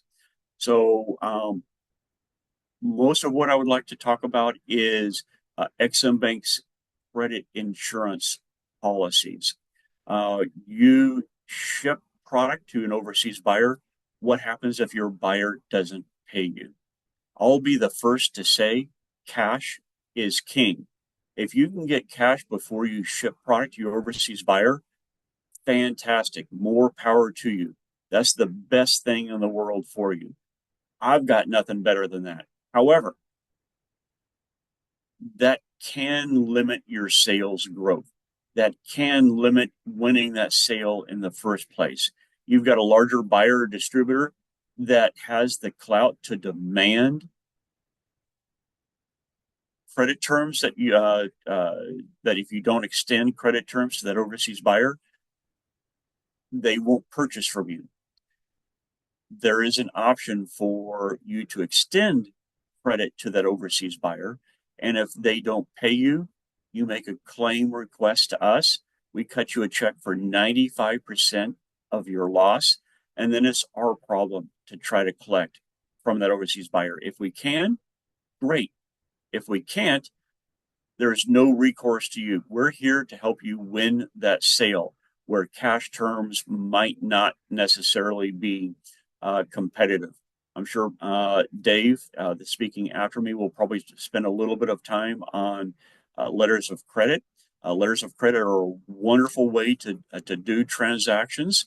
but that can have a little bit of a different cost structure for developing that international relationship. For an export credit sale, the typical fee that we would charge is about 0.5%, and we should be invisible in that transaction. The only time we'll contact your buyer is if and when your buyer doesn't pay. So if your buyer continues to pay and that relationship continues to grow and build, you never need to make a claim against the policy. Will never contact your buyer. Just like any other kind of insurance, whether it's home, car, auto, whatever. You're not going to make a claim after you get the insurance policy until somebody rear ends you, get involved in an auto accident. Your house has an issue, you need to make a claim against the insurance policy. We're kind of the same thing. You develop that insurance policy covering your foreign accounts receivable, and we won't contact your buyer unless you need to make that claim to us.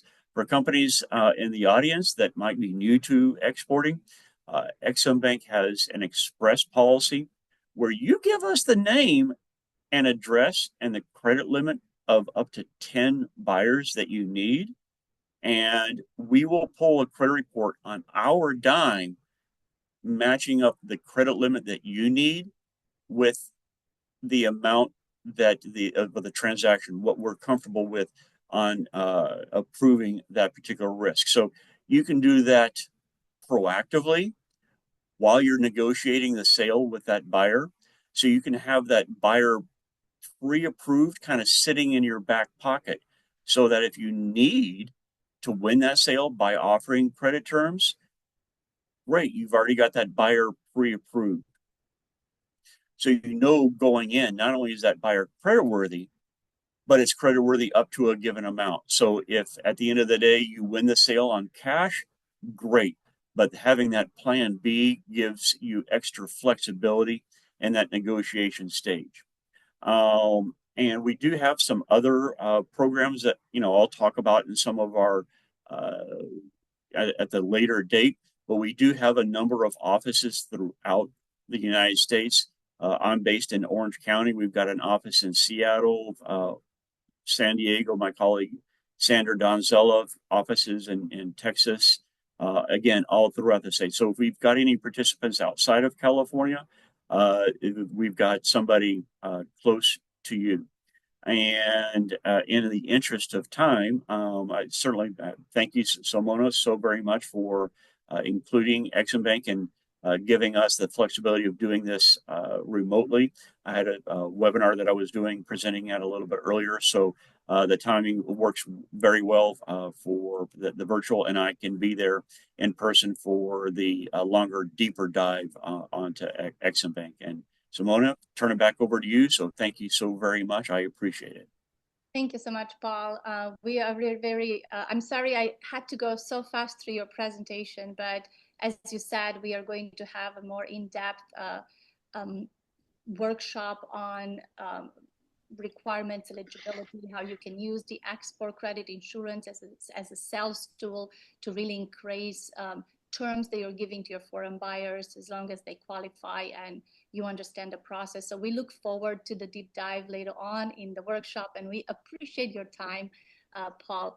We have two more great speakers today. We have a trade finance expert who's going to speak next, and we also have a freight forwarder expert.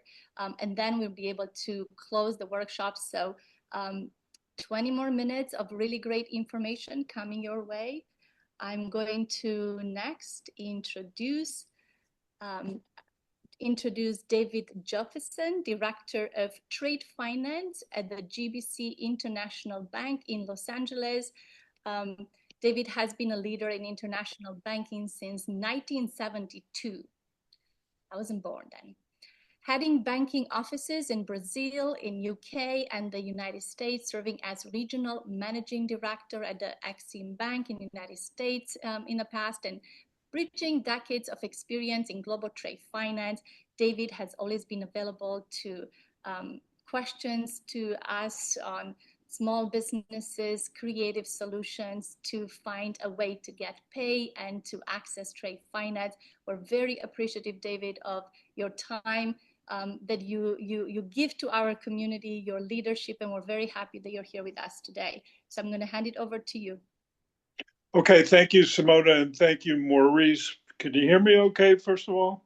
Yes, we can hear you. Oh, good. Yeah, thank you for organizing this very august training program. I think it's excellent. It's the kind of thing that any city needs, and you guys have done a great job. So I apologize. I'm looking at my iPhone now because my desktop, where I would be able to read my own slides, it doesn't, the Zoom on my desktop, it doesn't want to take me to your meeting. It wants to take me to some meeting of the LA County Disaster Committee of February 26th. So I don't know why that is. And it wants to have a long conversation with me about opening and this kind of stuff. When these things work like a toaster oven, you put the bread in, you press the button, and then a few minutes later you have toast. When they work like that, I'll be able to fully participate and see my own slides. Right now, I can only find you on my iPhone, and it's too small to read my slides. So since we're behind time anyway. Just wanted to assure you we can hear you, we can see you. You look very relaxed and ready to talk to us. And I am in control of the slides, so you can tell me which slide you like to see. Right now, I have the GBC International Bank slide on. Okay, very good. Well, you're going in this course, you're going to hear the details of all the loan types of guarantees, I should say, that the SBA offers exporters and that the Exim Bank offers exporters. So we do all of those. We have maybe 100 loans on the books, maybe 80 clients, because some have several loans. And about 2/3 of those loans are guaranteed by the Small Business Administration, and a third are guaranteed, by Exim Bank. And if you go through, I only have 4 slides, but you'll see the industries we're in. We're in everything from foodstuffs and nuts and fruit that California produces, all the way to electronic parts and connectors and the amount of credit that we provide each client. I would say the minimum is 500,000 and it goes right up to about 15 million. And the type of loan, again, during the actual training, I'll go into how what is our role in these loan guarantees that SBA and Exim offer, and exactly how it works with us, and what you need to be qualified to get one of these loans. But basically, you can, as has already been explained, I'm sure by Martin and Paul, you can get working capital. There are a lot of rules about that, which we'll go over at a later date. You can also get a term loan from the SBA, which is not at all working capital. It's sometimes like equity. It's 25 years long if it's a piece of real estate that you're buying, and then you can also arrange through us a loan to your buyers if they happen to import from you capital goods.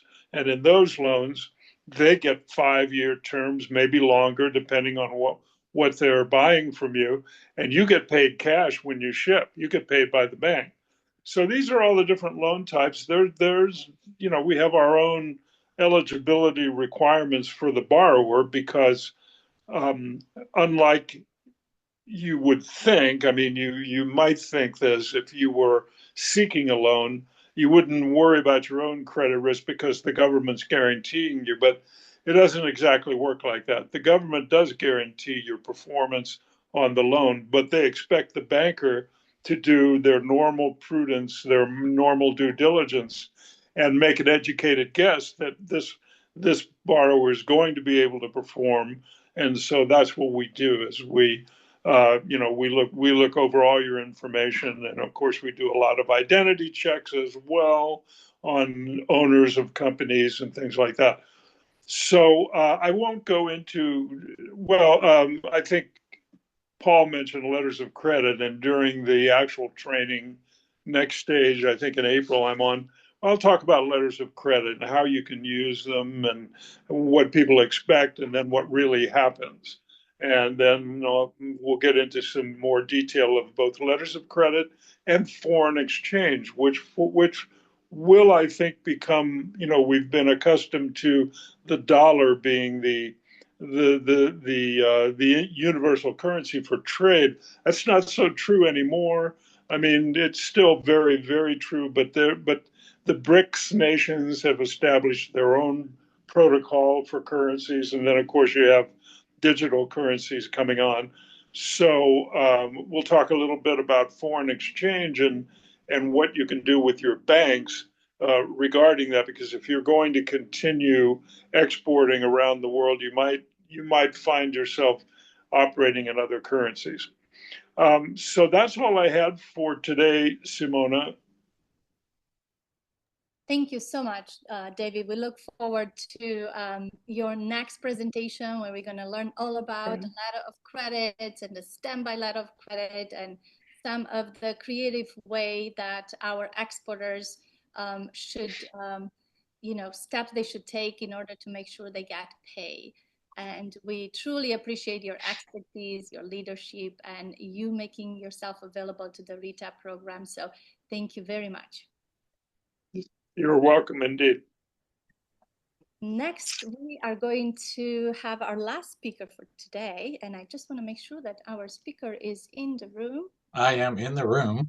Oh, speaker is in the room. There you are. I'm almost ready to share your slides. You Awesome. are the last speaker today, Gabriel. Thank you for saving the best for last. I appreciate that, Simona.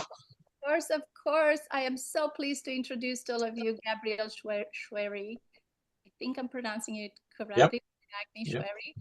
President and CEO of BGI Worldwide Logistics and Department Chair of Global Business and Entrepreneurship at Santa Ana College, who brings over 30 years of experience in global logistics, trade education, and business development, serving on the NASBITE Board of Directors, training professionals in international trade. He's going to be the one who will be delivering the training program for the NASBITE CGBP program that we offer, and also he's also leading a logistic company with a global reach. Thank you so much for making the time. I know you were teaching today, Gabriel, so we appreciate you being here, giving us a quick overview on freight forwarding. Supply chain. Thanks, Simona, and thanks everybody for joining us today. It's great to see a lot of faces and folks I know and services that I've used over the years. So, in case anybody is unsure about what these programs are about, this introduction session here in this program is fantastic for people who are trying to get into a more global environment. There are so many resources that most companies are not aware of. So to the folks who are here learning, this is a tremendous opportunity. I'm here to talk about the supply chain management, logistics side of the equation. And in international trade, transportation is an integral part that fits into whether or not it's your Incoterms, your trade agreement, your financing, your letters of credit, whatever you're doing on your sale side of the equation, production, sales, marketing, whatever it is, you need to consider your transportation as part of that. It is really a critical part of the equation to your success, and understanding what that means from the very beginning of your transactions is critical. So a lot of folks will leave, freight forwarding till the end and call their transportation partner the last minute and say, okay, now I've done all of this work. Now I need the shipment to move. I need the order to move. And it can be challenging at times. Sometimes it's very easy. It's not a problem. You can step right in and make it happen. It can happen quickly and easily. But other times, depending on your product, where you're going to, your time constraints, also your financing and trade choices that you've made really depend on how, where you're going and what you're doing. So you got to think about it early on to make sure that those services and the support system in the transportation side are available. So when we're looking at transportation, we need to make sure that our partner is really a partner. So start the conversation early on in your quest for a global market. Get to know we very commonly known as 3PL, third-party logistics providers, are freight forwarders, brokers, and carriers that are part of the industry. We'll have a little bit about who those are right here. People talk about third party. Well, what about first party, second party, fourth party, fifth party? There are different aspects to the logistics chain. And what I really want to focus on here for our audience is the third party provider. And the third party is the independent company that is in the middle. We are the ones that are coordinating all of the services that you will need in order to move your product from door to door, assisting with customs, assisting with all of the various transportation needs. We will assist on the customs compliance side. We will assist on financing documents, any of those types of interactions that need to happen, and also fulfillment. What type of services do you need? A lot of companies are virtual these days. They buy and sell their products through platforms like Amazon or Etsy or any other online, perhaps their own website. And they are dependent on a physical presence somewhere else to manage that order fulfillment.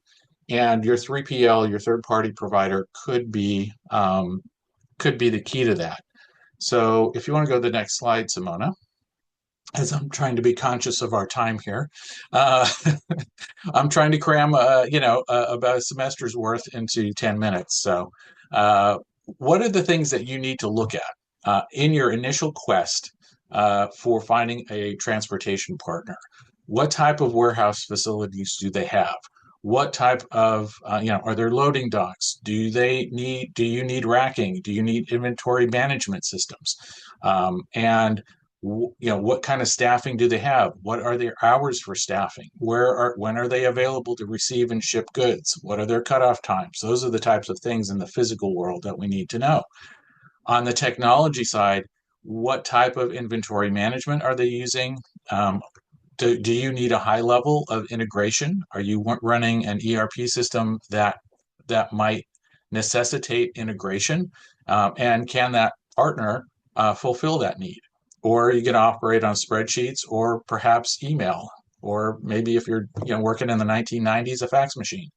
I don't know if anybody has them, but sometimes the government needs them. So pricing and packing, or picking and packing, excuse me. We're looking at different types of services and costs based on where you're located. It's great to be local here in LA. Our company is right here near the port. It's easy access, but sometimes that level of proximity comes with a cost. It's much more expensive to operate here than perhaps out in the Inland Empire or Riverside, those areas where the cost of warehousing and overhead is lower, so you may get a lower cost per order. Transportation, is that equipment owned by the freight forwarder, or is it contracted? And how is it contracted? Those are things you need to know. And what type of insurance does that provider have? Not only for you as the shipper and providing you shipper, what type of insurance do they have for their own facilities? Warehouse and drayage and all of the things that come into play. What type of insurance is covering them, because your product is in their hands. So you want to make sure that it is extended to you as the customer, and that it's covering your cost of goods, whether or not you're doing insurance internally or externally. Next slide. Okay. So what does the freight forwarder or 3PL provider give you? These are all of the different services, and there are many more, but these are connected to making decisions about where you're going to connect with that freight and transportation company, and based on your Incoterm, what level of service that you need to provide. You also want to make sure, as I said, that you have the conversations from the beginning, because there's nothing worse than putting together a deal, making sure that you've made the sale, and then finding out that it may not be possible to move that product from that point to the destination for the cost that you estimate. So, if your products have any limitations, such as, the size or the weight or, dimensional issues, you need to know that ahead of time so that you can plan for it. And, for instance, a client yesterday decided that they're going to have to change their terms with an overseas client because the steamship line, based on all of the trading that's going on right now and some of the challenges, has rerouted vessels, and that service is no longer available. So services that have been used in the past just don't exist anymore. So the quest is now on with the freight forwarder to find the solution and how we can get around those barriers that have come up based on equipment, vessels, aircraft, those types of things that might pop up that will affect your final deal. So as we look at all of these different things, some of them are critical, primary, and some of them secondary. How are they handling your duties and taxes? Are you on ACH? Are they filing that way? Do they handle duty drawback? If you're exporting, there's a good chance you probably imported. And what did you import, and did you pay duty on that? Do we need to get that money back in your pocket?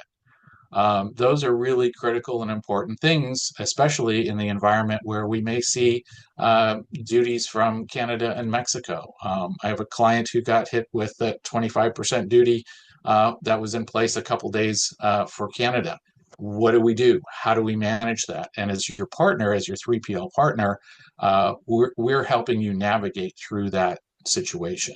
So, there are so many different things that your 3PL, your forwarder, can provide. But again, I think the most important thing in the conversation today is to look at a couple of companies, audit, review, think about what they provide, how do you connect with them, and make a decision early on in the process who you're going to work with and form a partnership, because that's the best way to ensure that you're going to get the best service and the best service for your customer. So I think that's it. I don't know if there's one more slide. That's the last one. But some of the questions that you might want to ask of your freight forwarder, where they are, how long they've been around, size of business, and financials. Financials are important because we've had situation, especially during the pandemic, when as a service provider, we needed to front money in the hundreds of thousands of dollars to get to secure aircraft to move product. And if we didn't have that in place, our customers would not have been able to transport their goods because of the scarcity of equipment and aircraft. And so things of that nature that might pop up. Do they have a line of credit? What can they access? So it's important to ask those questions of your partner, and don't be afraid. It's information that we're willing to provide, and that you need to know to make sure that they're financially stable and that actually they can support you in your venture. So I guess that's it for today. I know there will be more to come in the future on logistics and supply chain, and look forward to talking to you all then. Thank you so much, Gabriel, for covering entire semester of information in less than 10 minutes. And we are on time. I wanted to just share my screen. I'm receiving some couple questions about processes, and I'm going to quickly share my screen to clarify a few things, and then we'll end the program today. again, Gabrielle, thank you so much. We truly appreciate your support, and we appreciate you teaching the next generation of global experts and providing the workshops for the RETAP program for the CGBP NSBITE certificate.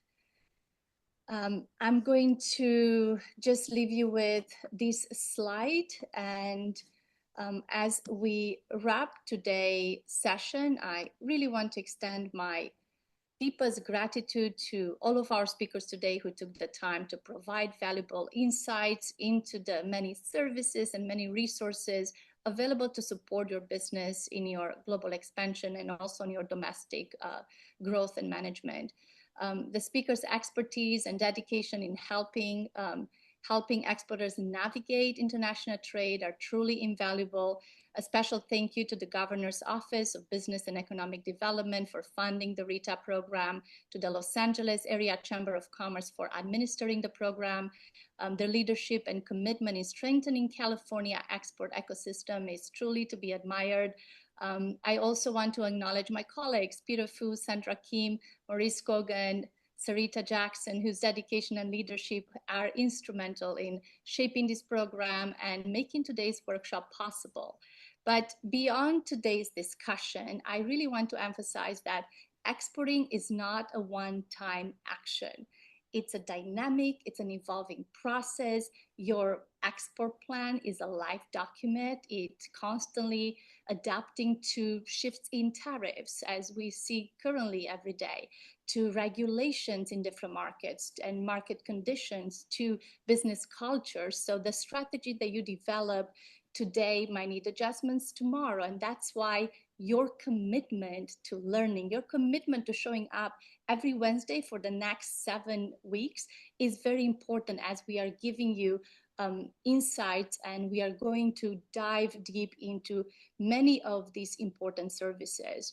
So we need you to stay engaged. We need you to register for both, as you see on this slide. We need you to make sure you're registered for the RETAP program and you register for the workshops. We need organizations who are here with us today. Please share our program with everybody in California who think might benefit, even if they just benefit from the educational portion and they're not ready yet to export. To the RETAP applicants who already applied, please fill out all the forms, book up the follow-up appointments, sign up the documents we are sending you, because really success in global markets, it's a continuous effort and adaptability.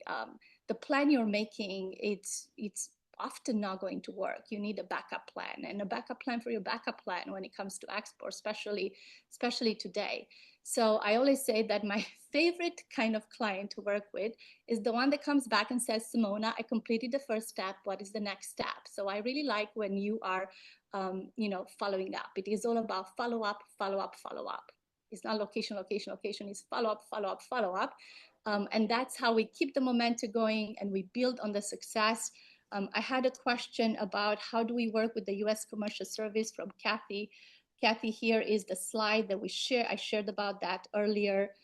Once we understand what market your focus is, you will have to complete the company questionnaire, sign the participation agreement, have a meeting with Richard Swanson and me to make sure that the service you would like to apply for, it's available in the foreign market, that the foreign commercial service is available. As I said, these services are subject to availability, and it's determined by the U.S. Commercial Service Specialist. Once all of this is done, then the payment will be made by Los Angeles Chamber to the U.S. Commercial Service. But we do need to have this appointment. So I'll send you an email to set up a meeting so we can proceed with the next step. So this concludes our program today. Thank you again for your time. Everyone, Maurice, if you'd like to end in the room with a few words. We made it, and we are only 6 minutes over program. It's quite impressive.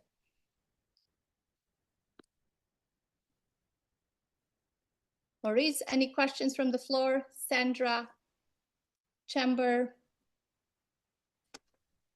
Am I muted, or can you hear me? Yes, we can hear you. Yeah, so unless there are other questions, certainly welcome those. this was a, kind of whirlwind overview of a lot of subject matter. The important thing to know is that in the 7 workshops to come, 3.5 hours each, like this one, we will go into a lot more detail about each of the elements in the stages of export development that we want to bring you all through. So sticking with the regimen, learning as much as we can provide you is key to our ability and willingness to put you in touch with the programs of the Commerce Department and others that do charge fees and that we will cover. But we cover them only if you have committed yourself to the learning process. So stick around for the next 7 to come. Thank you so much. I do have a couple questions in the chat. Can companies still attend future webinars if they miss this one? Yes. They can still apply for the RETAP program. It remains open throughout the period of time where we are giving the workshops, so you can still participate. However, we will be asking you to watch the previous recordings. So you will have to, in your free time, as you are taking a walk, you will have to listen to the resources. Moving forward, the programs will have less speakers, and it's going to be a deeper dive in all of the trade elements and trade issues that we have to discuss in the steps. I also have, will your program assist with reviewing our logistic company we plan to use? Again, we have experts, so we can discuss about what is currently your relationship with your logistic company. We can give you insights in some of the important things to discuss with your logistic company. What I see out there is that there's a lot of communication that happens between exporters and logistic company, many emails. I have a case where there were 500 emails just to get to the correct information. So you, as an exporter, it is your responsibility to offer to your freight forwarder and to your logistic company correct information, clean information, and information that's needed for them to give you the right price quotation and move forward. There's a very, it's a process. It might sound complicated, but it's really a process step by step.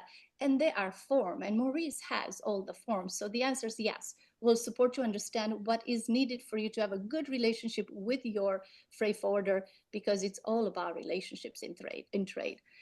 Vast information. Yes, Kathy, I look forward to continue working with you. Can Gabriel explain how would a 4-4 company like this differ from Amazon services now? That's something that we can discuss in the next, unless Gabriel, you have a short answer. How is a freight forwarding company differ from Amazon services today? I think she's referring to the 3PL. If you can answer that quick, then we are done with questions. Sure, they're two different things. Amazon is basically a marketing and distribution channel. Freight forwarder is the one that actually does the heavy lifting on the warehouse and delivery side. Amazon can do that, but it's supported by the rest of the integration of the logistics environment. So freight forwarders are still relevant, still part of the equation, and a really important part of it that can customize based on your services and needs.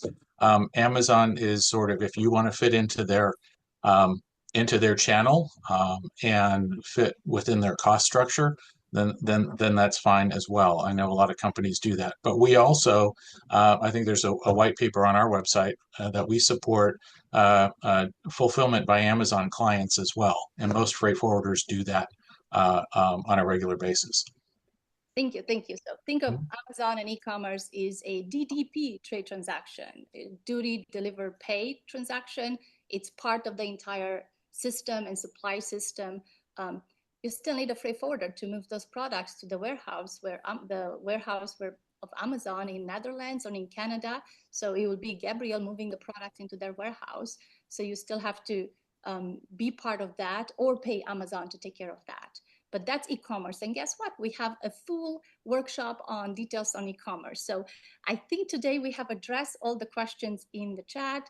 12:41, so we are only 10 minutes over time. I want to again thank you all for everything, and just remember that you are the glue, the exporters. You are the glue to putting all this together. You are the visionary. We are here to support you.